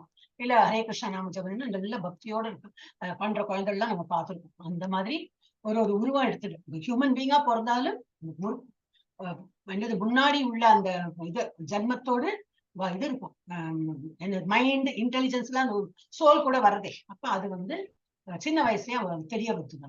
பரமபுருஷ பார்வையின் கீழ் பிறந்தால் இந்த ஜீவாத்மங்கள் அனைவரும் தங்களது முற்செயல்களுக்கும் விருப்பங்களுக்கும் ஏற்பவே பலவிதமான உடல்களை அடைகின்றன. எனவே பகவானுக்கு ஜட உலகத்திற்கும் நேரடி தொடர்பு இல்லை. அவர் ஜட இயற்கையின் மீது தனது பார்வையை மட்டுமே செலுத்துகிறார். இந்த பார்வையினர் அப்படி எல்லாம் கிரியேட்டும் பண்ணியிருக்கார். அவர் பார்வை மாத்திரம் இல்லை, அவர் எல்லாம் கிரியேட் பண்ணி வச்சிருக்கார். அந்த பார்வையினால் ஜட இயற்கை இயக்கம் பெற்றவுடன் அனைத்தும் படைக்கப்படுகின்றன. பரமபுருஷர் ஜட இயற்கையின் மீது தனது பார்வையை செலுத்துவதால் இதில் அவருக்கு பங்குள்ளது என்பதில் ஐயமில்லை. அவர் இருக்கார், அவரோட கண்ட்ரோல் இருக்கு. ஆனாலும் ஒருத்தருக்கு வந்து நம்ம செயல்கள் எப்படி நம்மளோட கர்மா பிரகாரம் நம்ம வந்து ஒரு உருவத்தில் நம்ம வந்து செயல்படுறோம். ஆனால் இதில் அவருக்கு நேரடியான பங்கு எதுவும் இல்லை. ஸ்மிருதியில் பின்வரும் உதாரணம் கொடுக்கப்பட்டுள்ளது. வாசனைகள் ஜஸ்ட் லைக் ஒரு ஃபிளவர்ல வந்து நல்ல கந்தம் இருக்கு, வாசனை இருக்கு. அது சுயம், அது வந்து அதோட நேச்சரே அது நல்ல ஒரு ரோஸுக்கு ஒரு ஸ்மெல் இருக்குனாக்கா மல்லிகைக்கு ஒரு ஸ்மெல் இருக்கும். அதுவும் அதோட நேச்சர் அது. ஆனா அந்த காற்று என்ன பண்ணும், அது அப்படியே அந்த மல்லிகைப்பூ தோட்டத்துக்கு பக்கத்துல இருந்து போச்சுன்னா அந்த ஸ்மெல் வரும். அதுக்கப்புறம் ஒரு சாக்கடை பக்கத்துல போனா அந்த சாக்கடை ஸ்மெல் வரும். அப்ப அந்த காற்று என்ன பண்ணும், அது அப்படியே எடுத்துன்னு போயிட்டே இருக்கும். அது வந்து பட்டும் படாம இருக்கும். சோ அந்த மாதிரி அந்த பூக்கும் அந்த வாசனைக்கும் இது கிடையாது, என்னது சம்பந்தம் என்ன போட்டிருக்கேன். உதாரணம் என்ன உதாரணம், வாசனையுள்ள மலர் முன்னிருந்தால் அதன் மனம், அதுக்கு முன்னாடி நம்ம நின்னோம்னா என்ன ஆகும், அதன் மனம் நுகரும் சக்தியினால் உணரப்படுகிறது. அப்ப நமக்கு வந்து அதோட ஸ்மெல்லு தெரியாது. இருப்பினும் நுகர்ச்சியும் மலரும் ஒன்றிலிருந்து ஒன்று வேறுபட்டது. அந்த மனத்தோடு அந்த மனம் எப்படி நமக்கு வருது, அது பக்கத்துல இருக்கிறதுனால மனம் அதை வந்து நுகர்றோம். நம்ம வேறொரு இடத்துல போனா அந்த மனம் நம்ம நுகர்றோம். அப்ப அது வந்து வேறு, அந்த நுகர்றது செயலும் பூவோட மனமும் வேறுபட்டது. ஐ ஹோப் புரியறதுன்னு நினைக்கிறேன். நான் புரிஞ்சுக்கிறது கொஞ்சம் கஷ்டமா இருக்கும். ஓகே, இதே போன்ற தெரியறதா மாதாஜி? இல்ல யாருக்காவது ஆன்சர் பண்ணா தெரியும். ஹரே கிருஷ்ணா, புரிஞ்சுதா? மனம் நுகரும் சக்தியினால் உணரப்படுகிறது. அந்த மூக்குல நுகர்றோம் இல்ல மாதாஜி, அந்த அந்த மூக்கும் அந்த இதுக்கும் ஒண்ணுங்க சம்பந்தம் இல்லைங்கிற மாதிரி சொல்றாரு. சக்தி மூக்கு கிடையாது, மூக்கோட நுகர்ற சக்தி. நுகர சக்தி. அப்ப அது வந்து மனம் வந்து நம்ம எங்க போறோமோ அந்த மனத்தை நம்ம வந்து நுகர்ற சக்தியெல்லாம் நம்ம எடுத்துட்டு போயிட்டே இருக்கோம். அதுக்கும் அந்த இதுக்கு சம்பந்தம் கிடையாது அப்படின்னு. இருப்பினும் நுகர்ச்சிக்கும் மலருக்கும் ஒன்றிலிருந்து ஒன்று வேறுபட்டவை. நம்ம நுகர்ச்சி வந்து நம்ம எங்க போறோமோ அந்த நுகர்ச்சி நம்ம ஏன்னா காற்று அப்படி எடுத்துன்னு போயிட்டே இருக்கும். இப்ப காற்று இருந்தாலும் அதெல்லாம் அப்படி போயிட்டே இருக்கும் இல்லையா? காற்று இல்லைன்னா நம்ம நுகர மாட்டோம். சோ ஒரு ஃபிஷ் விற்கிறான் அப்படின்னா அந்த இடம் எல்லாம் அப்படி நாரும், நமக்கு மூக்க மூடின்னு எப்படாப்பா இந்த இதை கிராஸ் பண்ணிட்டு போவோங்க. அந்த மாதிரி அந்த இடத்துல உள்ள காற்று தான் அதெல்லாம் அப்படி கொண்டு போகுது. ஆனா அதுக்கும் மலருக்கோ அதுக்கும் வேறொரு பொருளுக்கோ சம்பந்தம் கிடையாது. என்னது, மலரும் ஒன்றிலிருந்து ஒன்று வேறுபட்டவை. இதே போன்ற தொடர்பு ஜட உலகிற்கும் பரமபுருஷ பகவானின் வழியே உள்ளது. ஒன்றுக்கொன்று வந்து மிக்ஸ் ஆயிக்கணும். இந்த ஜட உலகில் அவர் செய்ய வேண்டியது எதுவும் இல்லை. எல்லாம் படைக்கப்படணும், அவரோட டியூட்டி எல்லாம் படைக்கப்பட்டு விட்டாச்சு. அதுக்கப்புறம் அதுல எப்படி நம்ம இருக்கணும் அதெல்லாம் நம்மளோட இதுல நம்ம நல்லது கெட்டதெல்லாம் பண்ணிட்டு இருக்கோம். ஏனெனும் தனது பார்வையினால் படைத்து ஏற்பாடு செய்கிறார். சுருக்கமாக சொன்னால் பரமபுருஷ பகவானின் மேற்பார்வையின்றி ஜட இயற்கையால் ஒன்றும் செய்ய முடியாது. ஐ திங்க் அந்த ஒரு எக்ஸாம்பிள் வாஸ் ஃபைன். இது அந்த ஒரு ஜட்ஜில நாங்க வந்து கோர்ட்ல என்ன நடக்கும், ஒரு தீர்மானமே எடுக்க முடியாது. அந்த ஜட்ஜு அந்த பதவியில அவர் உட்கார்ந்து அவர் தீர்மானம் பண்ணினா அதுதான் வந்து வெர்டிக்ட், ஃபைனல் வெர்டிக்ட்னு சொல்லுவாங்க இல்லையா? சோ அது அவருக்கு. ஆனா வேற பல கேசஸ் பாக்குறாரு, ஒன்னது சம்மந்தம் இல்ல எல்லாம். ஆனா லாக்கு பிரகாரம் என்ன எப்படி இருக்கோ எது இருக்கோ அதை பார்த்து ஒரு வெர்டிக்ட் சொல்லியாச்சு, ஆச்சு இந்த கேஸ் ஓவர். வேற என்னது, அவருக்கும் அந்த மனிதர்களுக்கும் சம்பந்தம் கிடையாது, அவருக்கும் அந்த கேஸுக்கு சம்பந்தம் இல்லை, ஒண்ணுமே இல்லை. ஒருத்தன் வந்து லேண்டுக்கு வேண்டி ஃபைட் பண்ணுவோம், ஒருத்தன் யூஸ் பண்ணுவோம், ஒருத்தன் கெயின் பண்ணுவோம். இவர் வந்து இவரோட டியூட்டி தான் பண்ண முடியும். பிகாஸ் ஆஸ் பர் லா இந்த மாதிரி செக்ஷன்ல இப்படி இருக்கு, ஆஸ் பர் லா இந்த செக்ஷன் இப்படி இருக்கு, அதனால வந்து நீ தான் ஜெயிச்சை, அதனால நீ அந்த அந்த இதுதான் வந்து சொல்ல முடியுமே தவிர he cannot be partial. So அது வந்து பகவான் அப்படிதான். he has just created. இவர் வந்து கோர்ட் ரூம்ல உட்கார்ந்து ஜட்ஜ் வெர்டிக்ட் கொடுக்குறா போல பகவான் வந்து இதெல்லாம் கிரியேட் பண்ணியிருக்காரு. நம்ம எல்லாம் இங்க வந்து நம்மளோட இது என்னது கர்மா எல்லாம் பண்றது. பரமபுருஷ பகவானின் ஆனா பகவானின் மேற்பார்வையின்றி ஜட இயற்கையால் ஒன்றும் செய்ய முடியாது. இருந்தும் முழுமுதற் கடவுள் எல்லா ஜட செயல்களிலிருந்தும் விலகி உள்ளார். தான் துறவு. இந்த இதுல வந்து ரொம்ப இம்பார்ட்டன்ட் இது. அவர் துறவு, எல்லாத்தையும் ஒரு துறவுன்னு சொல்லிட்டு கடைசியில அதுதானே சொல்றோம் இல்லையா? அவர் அழகானவர், என்னது இது பலசாலி, இதெல்லாம் சொல்றேன், புகழ்ச்சி எல்லாம் சொல்றேன். இந்த 6 ஆப்புலன்ஸ் வந்து துறவு அப்படின்னா இதுதான். Actually though he has created everything, nothing is அவரோட என்னது, அது எல்லாத்தையும் விடுபட்டு இருக்கார். அவர் வந்து விட்டுப்பட்டு he is away from all these things. Yes, 9.11 யார் படிச்சா இப்போ? யார் படிச்சா மாதாஜி? ஜானி மாதாஜி தான் படிச்சா. ஜானி மாதாஜி படிச்சேன். ஜெயந்தி மாதாஜி படிக்கும். ஹரே கிருஷ்ணா மாதாஜி. ஜெயந்தி மாதாஜி படிக்கும். ஜானி மாதாஜி மியூட் பண்ணிடுங்க, அப்ப அந்த ஆர்டர் எனக்கு தெரியும். படிக்கும் ஜெயந்தி. ஹரே கிருஷ்ணா. அவஜானந்தி மாம் மூடக மானுஷம் தனும் ஆஸ்ரிதம் பரம் பாவம் அஜானந்தக மம பூத மகேஸ்வரம். அவஜானந்தி ஏளனம் செய்கின்றனர், மாம் என்னை, மூடா முட்டாள்கள், மானுஷம் மனித உருவில், தனும் உடல், ஆசிரிதம் ஏற்று, பரம் பரம, பாவம் இயற்கையை, அஜானந்த அறியாமல், மம எனது போத இருப்பவை அனைத்திற்கும், மகா ஈஸ்வரம் உன்னத உரிமையாளர். மொழிபெயர்ப்பு. மனித உறவில் நான் தோன்றும் போது முட்டாள்கள் என்னை ஏளனம் செய்கின்றனர். எனது பரம இயற்கையை, அதாவது இருப்பவை அனைத்திற்கும் நானே உன்னத உரிமையாளன் என்பதை அவர்கள் அறியார்கள். பொருளுரை. மனிதரை போல தோற்றமளித்தாலும் பரமபுருஷ பகவான் சாதாரண மனிதர் அல்ல என்பது இவ்வத்தியாயத்தின் முந்தைய ஸ்லோகங்களுக்கான விளக்கங்களின் மூலம் தெளிவாக்கப்பட்டது. படைத்தல், காத்தல், அழித்தல் ஆகியவற்றை நடத்தும் பரமபுருஷ பகவான் சாதாரண மனிதனாக இருக்க முடியாது. இருந்தும் கிருஷ்ணர் ஒரு பலம் பொருந்திய மனிதரே. மனிதர்களுக்கு மேலானவர் அல்ல என்று கருத்தும் மூடர்கள் பலர் உள்ளனர். உண்மையில் பிரம்ம சம்ஹிதையில் கூறியுள்ளபடி ஈஸ்வர பரம கிருஷ்ண, அவரே ஆதி புருஷர், அவரே முழு முதற் கடவுள். ஈஸ்வரர்கள், ஆளுநர்கள் பலர் உள்ளனர். ஒருவரை விட மற்றவர் சிறந்தவர்களாக உள்ளனர். ஜட உலகின் சாதாரண நிர்வாகத்தில் நாம் ஓர் அலுவலரை காண்கிறோம்.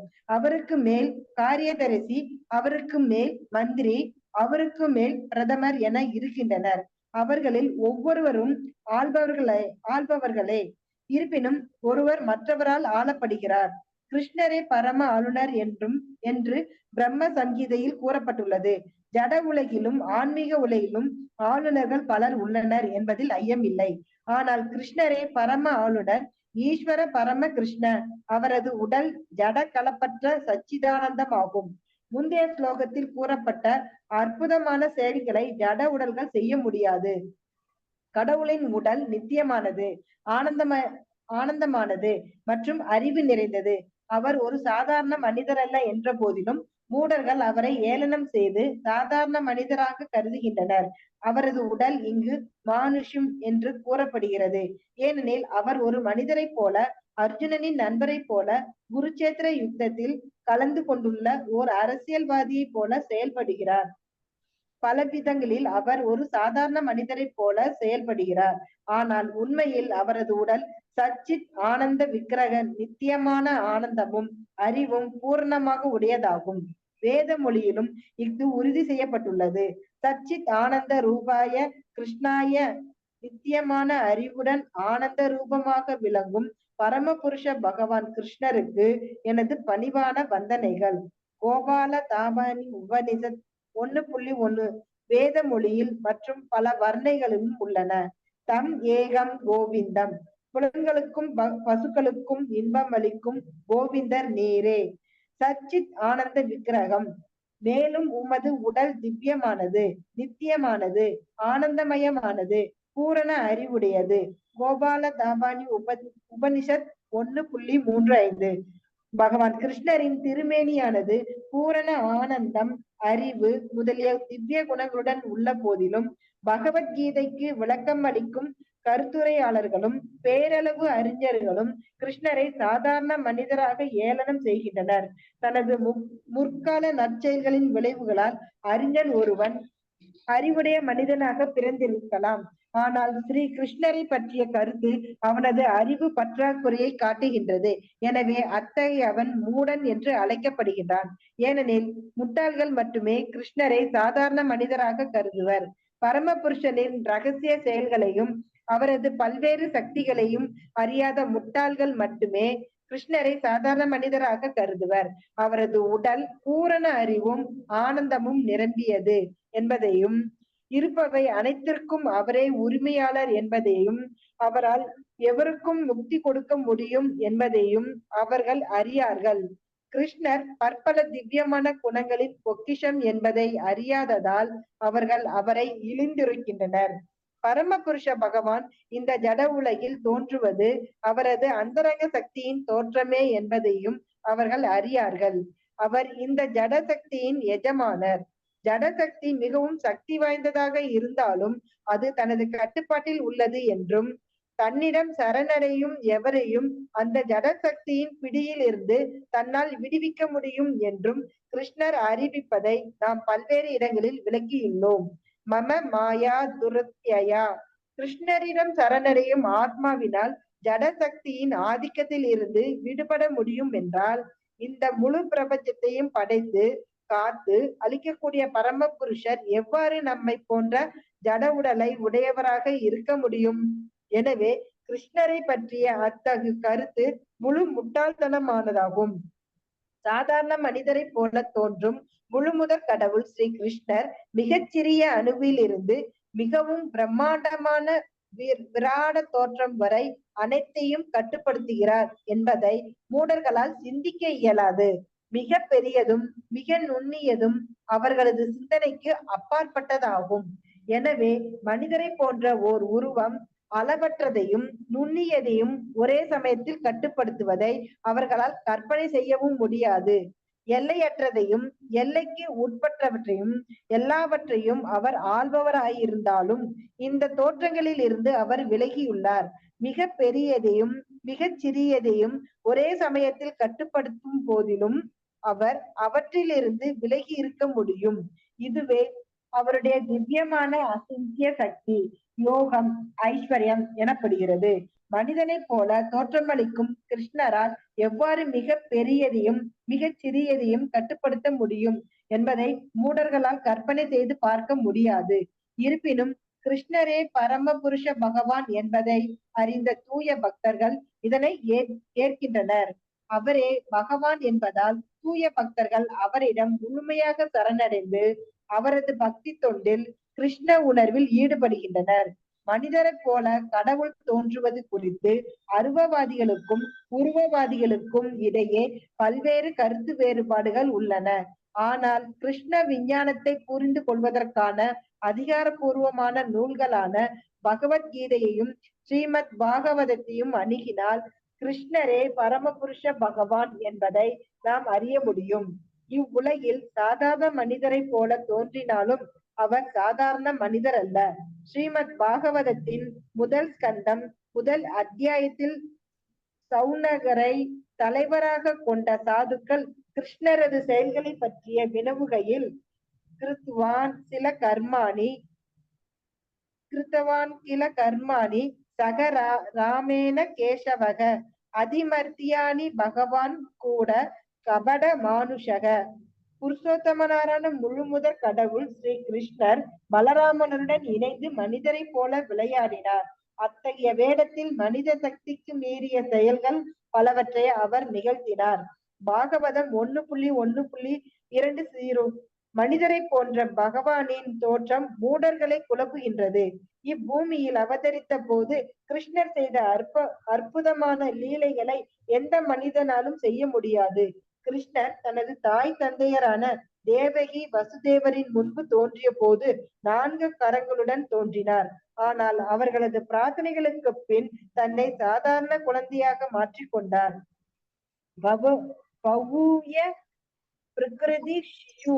அவர் ஒரு சாதாரண குழந்தையாக சாதாரண மனிதராக மாறினார் என்று பாகவதத்தில் 10.3.46 கூறப்பட்டுள்ளது. சாதாரண மனிதரை போன்ற கடவுளின் தோற்றமும் அவரது திவ்ய உடலின் ஒரு தன்மையே என்பது இங்கு மீண்டும் குறிப்பிடப்பட்டுள்ளது. பகவத்கீதையின் 11ஆம் அத்தியாயத்தில் 4 புஜங்களை உடைய கிருஷ்ணரது உருவை காண அர்ஜுனன் பிரார்த்தனை செய்ததாக கூறப்பட்டுள்ளது. தேனைவ ரூபேன சதுர்புஜேன. இந்த ரூபத்தை காட்டிய பின்னர் அர்ஜுனனின் வேண்டுகோளின்படி கிருஷ்ணர் மீண்டும் மனிதரை போன்ற தனது சுய உருவிற்கு திரும்பினார். மானுஷம் ரூபம். பரமபுருஷரின் இத்தகு பலதரப்பட்ட தன்மைகள் நிச்சயமாக சாதாரண மனிதனுக்கு உரித்தானதல்ல. மாயாவத தத்துவங்களால் பாதிக்கப்பட்டு கிருஷ்ணரை ஏளனம் செய்யும் சிலர் கிருஷ்ணர் சாதாரண மனிதரே என்பதை நிரூபிக்க ஸ்ரீமத் பாகவதத்தின் 3.29.21 பின்வரும் ஸ்லோகத்தை மேற்கோள் காட்டுகின்றனர். அகம் சர்வேஷு பூதேஷு பூதத்மா வஸ்தித சதாக. பரம்பொருள் எல்லா ஜீவாத்மாக்களிலும் உள்ளது.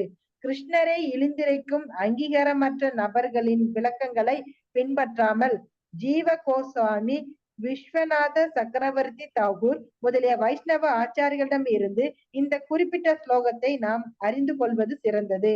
கிருஷ்ணர் தனது சுய விரிவான பரமாத்மாவின் ரூபத்தில் அசையக்கூடிய மற்றும் அசையாத இனங்கள் எல்லாவற்றிலும் வீற்றுள்ளார்.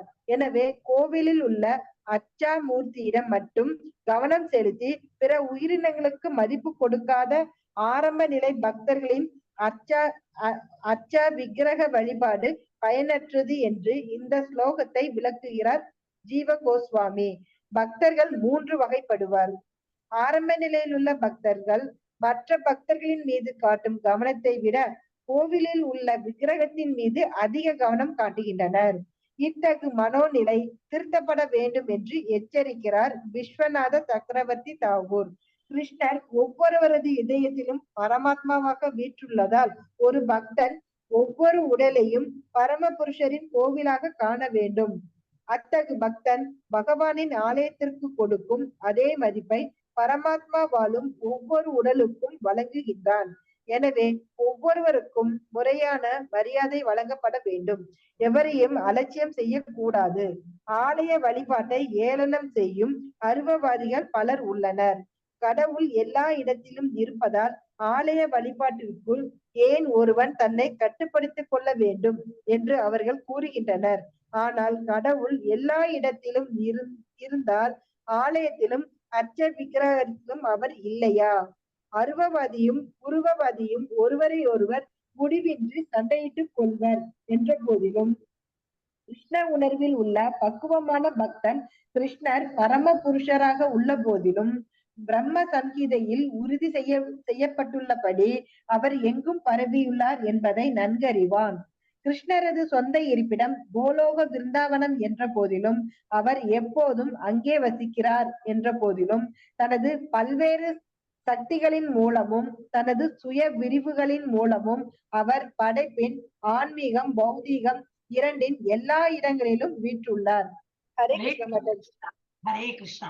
தண்ணி கூட கேட்கல உங்களோட இன்னைக்கு தொண்டை. It was cooperating. பெரிய பர்ஃபெக்ட் இல்லையா? அப்போ you could read correctly and without any pause. ஒரு breathless இல்ல, ஒரு cough வரல, ஒண்ணுமே வரல பாருங்க. இதான் பகவானுடையது. பாப்பா எவ்வளவு நாள் பெரிய பர்ஃபெக்ட். ஓ காட். ஓகே. ஆனா வந்து ஈஸியா தான் இருந்தது இல்லையா? ஒரு வாட்டி படிக்கணும்னா படிச்சுடலாம். என்ன சொல்றேன்? இன்னொரு 10 நிமிஷத்தை படிச்சுடலாம். அதை என்ன நான் அங்கன்னு படிச்சது ஒன்னும் பெரிய எக்ஸ்பிளனேஷன் இல்லையே. ஹரே கிருஷ்ணா. படிக்கணுமா இல்ல புரிஞ்சு கொடுத்தா? புரியுது மாதாஜி, கொஞ்சம் படிக்கலாம் மாதாஜி. படிச்சுடலாம். ஓகே, ப்ராப்ளம் இல்ல, கொஞ்சம் மெதுவா போவோம், அவ்வளவுதான். ஓகே. எஸ். மனித உருவில் நான் தோன்றும் போது இதுதான் இம்பார்ட்டன்ட். என்னன்னாக்கா அவர் இருக்கும் போதே அவருடைய கசின் யாரு, அந்த இவர் சிசுபால், அப்புறம் வேற யாரு ஜராசந்தன், எல்லாருமே வந்து எதிர்த்துதான் நின்னாங்க. அவளுக்கு வந்து பகவான் மாதிரி தோணவே இல்லை. அவளுக்கு வந்து ஒரு ஆளு, ஒரு சின்ன ஒரு உருவத்துல வந்திருக்கான், மாடு மேய்க்கும் பிள்ளை, அந்த மாதிரிதான் நினைத்துட்டு இருந்தாலே தவிர அவளுக்கு வந்து இவர் வந்து அந்த அக்செப்ட் பண்ணி மெயினா அவளுக்கு தெரியாதுக்கெல்லாம் இல்ல, அவளுக்கு தெரியும். அக்செப்ட். ஏன்னா அது ஈகோ. அப்படி எப்படி என்னோட அத்தை பிள்ளை இந்த மாதிரி அவன் மாமா பிள்ளை எல்லாம் இப்படி இருக்கும், அந்த மாதிரி ஒரு இது. மனித உருவில் நான் தோன்றும் போது முட்டாள்கள் என்னை ஏளனம் செய்யுது. இந்த காலத்துல இருக்காங்க நல்லா படிப்புன்னு படிக்கிறவங்க நம்மளே ஏளனம் பண்ணுவான். என்ன வேண்டி இருக்கு, எந்த நேரமும் கிருஷ்ணாவும் உட்காந்து இருக்கீங்க. சோ அந்த மாதிரி அவங்களுக்கு எல்லாம் இன்னும் வயசாகும். அப்ப நான் அதான் ஒரு ஃபுல் ஸ்டாப் என்ன வச்சு கேட்டேன், அவங்களுக்கு ஒரு வயசாகும். அவங்களும் நம்மள மாதிரி ஒரு பாதையில வருவோம். நம்ம இருப்போமோ இல்லையோ அவங்க, ஆனா அவங்களுக்கு at least conscious will answer that. ஒரு காலத்துல நம்ம சொன்னோமே இவாளெல்லாம், ஆனா நம்மளே இப்ப அந்த வழியில தான் இருக்கும். ஏன்னா வேற வழி கிடையாது. இதுதான் வேற வழி இல்லை. ஹரே நாம இதை தவிர நமக்கு வேற வழி இல்லை. இந்த பாதையில போய் தான் நம்ம வந்து விடுதலை பெற முடியும். இன்னைக்கு வராதவங்க நாளைக்கு வருவாங்க, நாளைக்கு இல்லைன்னா அடுத்த மாசம் இல்லைன்னா அடுத்த வருஷம், இல்லாட்டா அடுத்த ஜென்மம் ஹியூமன் பீங்கா பிறந்து வரதான் வேணும். இந்த பாதையில இருந்தா வெளியிலேயே போக முடியும் நம்மளால. இந்த பக்தி மார்க்கத்துல இருந்து தான் போக முடியும். இதுல என்ன ஒருத்தருக்கு முட்டாள்கள் என்னை ஏளனம் செய்கின்றனர். எனது பரம இயற்கையை, அதாவது இருப்பவை அனைத்திற்கும் நானே உன்னத உரிமையாளன் என்பதை அவர்கள் அறியார்கள். அவங்களுக்கு அது புரிய வராது. மனிதரை போல தோற்றமளித்தாலும் பரமபுருஷ பகவான் சாதாரண மனிதர் அல்ல என்பதே அத்தியாயத்தின் முந்தைய பதங்களுக்கான விளக்கங்களின் மூலம் தெளிவாக்கப்பட்டது. ஹியூமன் பீயிங் மாதிரி இருக்கார், ஹியூமன் ஃபார்ம்ல இருக்கார். ஆனாலும் அவர் நமக்கு இருக்கிற மாதிரி இதெல்லாம் கிடையாது. அவருக்கு வந்து எக்ஸ்ட்ரா பொட்டன்சிஸ் எல்லாம் இருக்கு. படைத்தல், காத்தல், அழித்தல் ஆகியவற்றை நடத்தும் பரமபுருஷ பகவான் சாதாரண மனிதராக இருக்க முடியாது. இருந்தும் கிருஷ்ணர் ஒரு பலம் பொருந்திய மனிதரே. மனிதர்களுக்கு மேலானவர் அல்ல என்று கருதும் மூடர்கள் பலர் உள்ளனர். உண்மையில் பிரம்ம சமிதையில் கூறியுள்ளபடி ஈஸ்வரக பரமக கிருஷ்ணக சச்சிதானந்த விக்கிரக, அது படிக்கிறோம் இல்லையா? அது இப்பதான் ரீசெண்டா படிச்சோம் இல்லையா மாதாஜி நம்ம கிளாஸ்ல? ஏன்னா கிட்ஸுக்கு நான் சொல்லி கொடுத்தேன். நம்ம கிளாஸ்ல எப்போ வருத்தம் தெரியல. எப்போது நம்ம வந்து திருப்பி ரீவிசிட் பண்ணலாம் இந்த இது பிரம்ம சமிதா.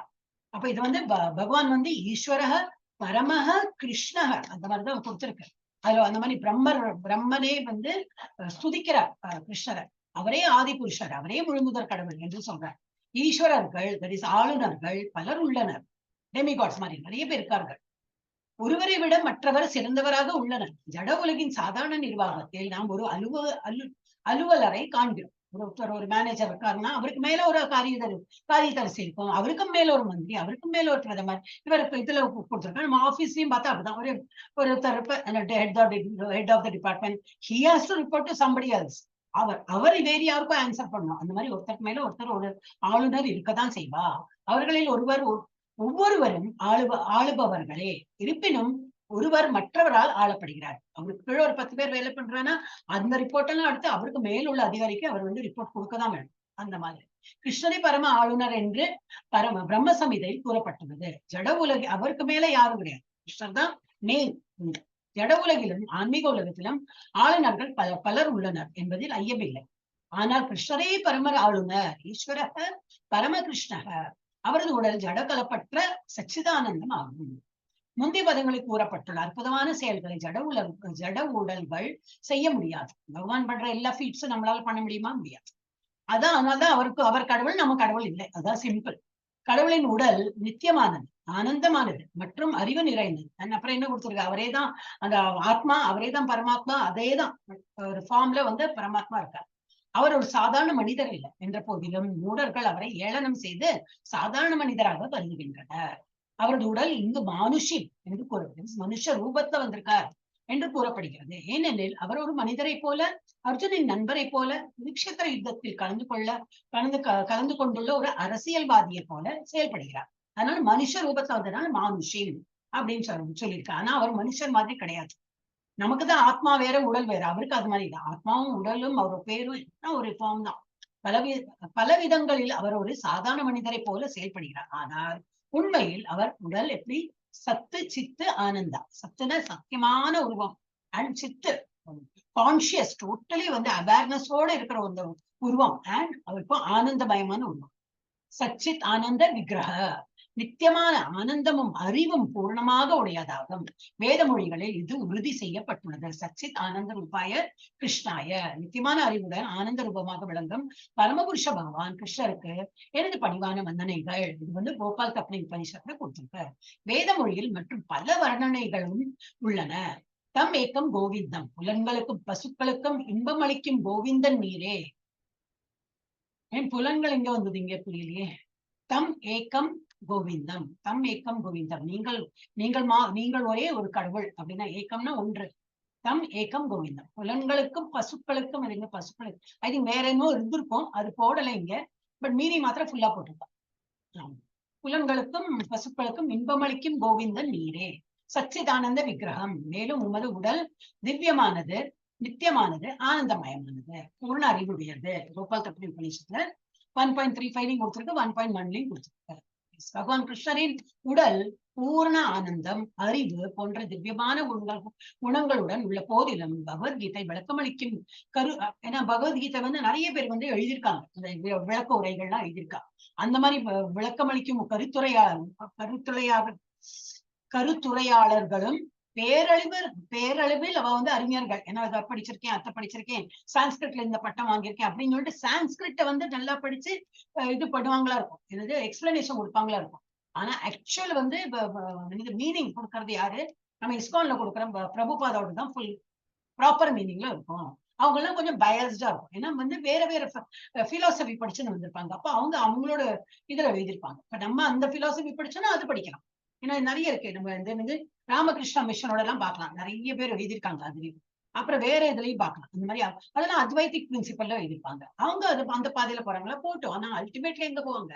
கிருஷ்ணரோட இடத்துக்கு தான் அவங்களும் வந்து இது பண்ணுவாங்க. நம்ம அங்கேயும் பாதி படிச்சு இங்கேயும் பாதி படிச்சு கன்ஃபியூஸே பண்ணுவாங்க. நம்ம இஸ்கான்ல இருக்கோம், இஸ்கான்லயும் அதே பாதையில தான் போயிட்டு இருக்காங்க. இதை படிச்சு நம்ம வந்து ஃபைனல் இலக்கு எல்லாம் அந்த கிருஷ்ணர் அடையிறதுதான். அவங்களும் அந்த விதமா தான் வருவாங்க. சோ இது வந்து என்ன பிடிச்சேன், பகவான் கிருஷ்ண உடல் போன ஓகே. பகவத்கீதை விளக்கம் அளிக்கும் கருத்துரையாளர்களும் பெயரளவு அறிஞர்களும் கிருஷ்ணரை சாதாரண மனிதராக ஏளனம் செய்கின்றனர். தனது முற்கால நற்செயல்களின் விளைவுகளால் அறிஞன் ஒருவன் அறிவுடைய மனிதனாக பிறந்திருக்கலாம்.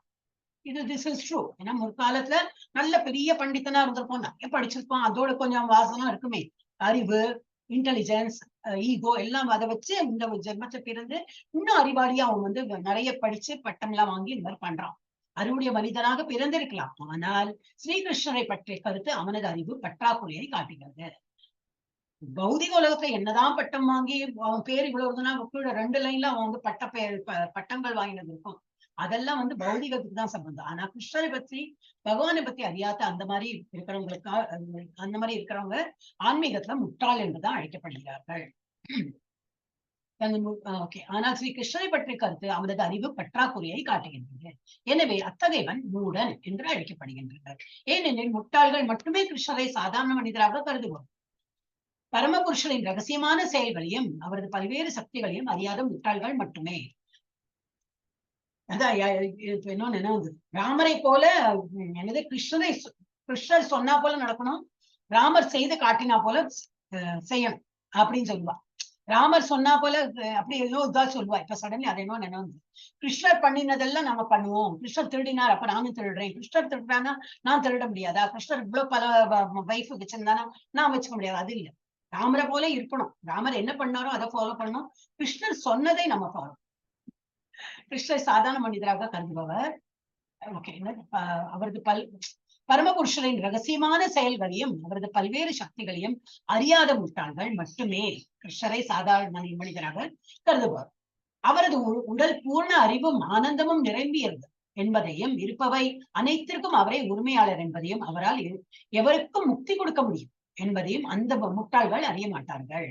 கிருஷ்ணர் பற்பல திவ்யமான குணங்களின் பொக்கிஷம் என்பதை அறியாததால் அவர்கள் அவரை இழிந்துரைக்கின்றனர். மெயினா பக்தி கிடையாது. பக்தி இல்லாம நம்ம வந்து ஒரு நாலேஜ் சேர்த்து நம்ம இதெல்லாம் படிச்சோம்னாக்கா, பக்தி இல்லாம படிச்சோம்னா இப்ப கிருஷ்ணர் ஒரு சாதாரண ஆளாதான் நம்ம மதிப்பிட்டு நம்ம வந்து படிப்பா யார் அந்த மாதிரி படிக்கிறாளோ. அதனாலதான் நமக்கு வந்து ஃபர்ஸ்ட் என்ன சொல்லியிருக்கா, பக்தி தான். பக்தி மார்க்கத்துலதான் நம்ம வந்து முன்னேற முடியுமே தவிர ஞானத்தினாலேயோ இல்ல இதனால கர்மா பண்ணி நம்ம முக்தி அடையலாம் அதெல்லாம் முடியாது. ஒன்லி பக்தியால தான் நம்ம வந்து இது ஃபைனல் கிடைக்கும். பரமபுருஷ பகவான் இந்த ஜட உலகில் தோன்றுவது அவரது அந்தரங்க சக்தியின் தோற்றமே என்பதையும் அவர்கள் அறியார்கள். இவரோட சுய இச்சையால் தான் அவர் வரார். அவர் பிறக்கிறதெல்லாம் இல்ல, அவர் தோன்றுகிறார், அவ்வளவுதான். அவர் இந்த ஜடசக்தியின் எஜமானர். ஜடசக்தி மிகவும் சக்தி வாய்ந்ததாக இருந்தாலும் அது தனது கட்டுப்பாட்டின் கீழதான் இருக்கும், தனது கட்டுப்பாட்டில் உள்ளது என்றும், தன்னிடம் சரணடையும் எவரையும் இந்த ஜடசக்தியின் பிடியிலிருந்து தன்னால் விடுவிக்க முடியும். ரஜோகுணம், தமோகுணம், முக்குணங்கள் இருக்கே, அதுல இருந்து விடுவித்து பகவான் இடத்துல அவ்வளவு நம்ம வந்து இதை என்னது கவனம் செலுத்தணும். வந்து சுத்த சத்துவ நிலைக்கு போயிருக்கோம்னாக்கா நம்மளை வந்து இந்த இக்கட்டுல இருந்து விடுவித்து அவர் வந்து கொண்டு போறதுக்கு அவரால் முடியும். அவரால் தான் வந்து நம்மளை வந்து இந்த சிக்கல்ல இருந்து விடுவிக்க முடியும் என்று கிருஷ்ணர் அறிவிப்பதை நாம் பல்வேறு இடங்களில் விளக்கியுள்ளோம். மம மாயா துரத்தியா அந்த ஸ்லோகத்துல வரும். நான் உங்களை இந்த சம்சார கடல்ல இருந்து எடுத்துக்கொண்டு போவேன், ஆனா என்கிட்ட வந்து தூயமான திவ்ய தொண்டு புரியுங்கள் அப்படிங்கிற. கிருஷ்ணரிடம் சரணடையும் ஆத்மாவினால் ஜடசக்தியின் ஆதிக்கத்திலிருந்து விடுபட முடியும் என்றால் இந்த முழு பிரபஞ்சத்தையும் படைத்து காத்து அழிக்கக்கூடிய பரமபுருஷர் எவ்வாறு நம்மை போன்ற ஜட உடலை உடையவராக இருக்க முடியும்? அவர் வந்து இப்ப அப்புறம் வேற என்ன சொல்லுவா, ஒருத்தர் ஒரு இதுல இருக்க, ஒரு பிட்டுல இருக்கு, பிட்டுனா இது குழியில விழுந்துட்டார், அவரை எடுக்கிறதுக்கு வேற ஒருத்தன் குழியில இருக்கான்னு அவன் எப்படி தூக்க முடியாது. இப்ப நம்ம நம்ம என்னது பௌதிக உலகத்துல ஒருத்தன் இன்னொருத்தனை காப்பாத்துறேன்னா இன்னொன்னு அவனும் வந்து இதுல முங்கிதான் இருக்கான், அவனும் ஜட உலகத்துல முங்கிதான் இருக்கான். நம்மளை விடுவிக்கணும்னா யாரு? இது வெளியில இருக்கும். யாரு வந்து இந்த குழியில இல்லாம வெளியில இருக்கானோ அவன் தான் நம்மளை வந்து இது என்னது he can save us. அப்ப அது யாரு? கிருஷ்ணரால தான் முடியும். கிருஷ்ணரிடம் சரணடையும் ஆத்மாவினால் ஜடசக்தியின் ஆதிக்கத்திலும் விடுபட முடியும் என்றால் இந்த முழு பிரபஞ்சத்தையும் படைத்து காத்து அழிக்கக்கூடிய பரமபுருஷர் இவ்வாறு நம்மளை போல ஒருத்தர் எப்படின்னு சொல்ல முடியும்? அந்த மாதிரி சொல்ல முடியும். ஆனா அவங்கதான் நம்புறதே கிடையாது. யார வந்து அவர் சாதாரண மனிதன் சொல்லணும், அவன் வந்து பகவான் தான் படைக்கிறார் காக்கிறார் அது மாதிரி இல்ல. கிருஷ்ணர் வந்து ஒரு மாடு மேய்க்கும் பிள்ளையா இருக்கார், அப்படிதான் அவங்க நினைக்கிறாங்க. அது ஒரு அவதாரமா வந்து இருக்கார், அந்த மாதிரி நினைக்கிறாங்க. எனவே கிருஷ்ணரை பற்றி அத்தகைய கருத்து முழு முட்டாள்தனம் ஆகும். சாதாரண மனிதரை போல தோன்றும் முழுமுதற் கடவுள் ஸ்ரீ கிருஷ்ணர் மிகச்சிறிய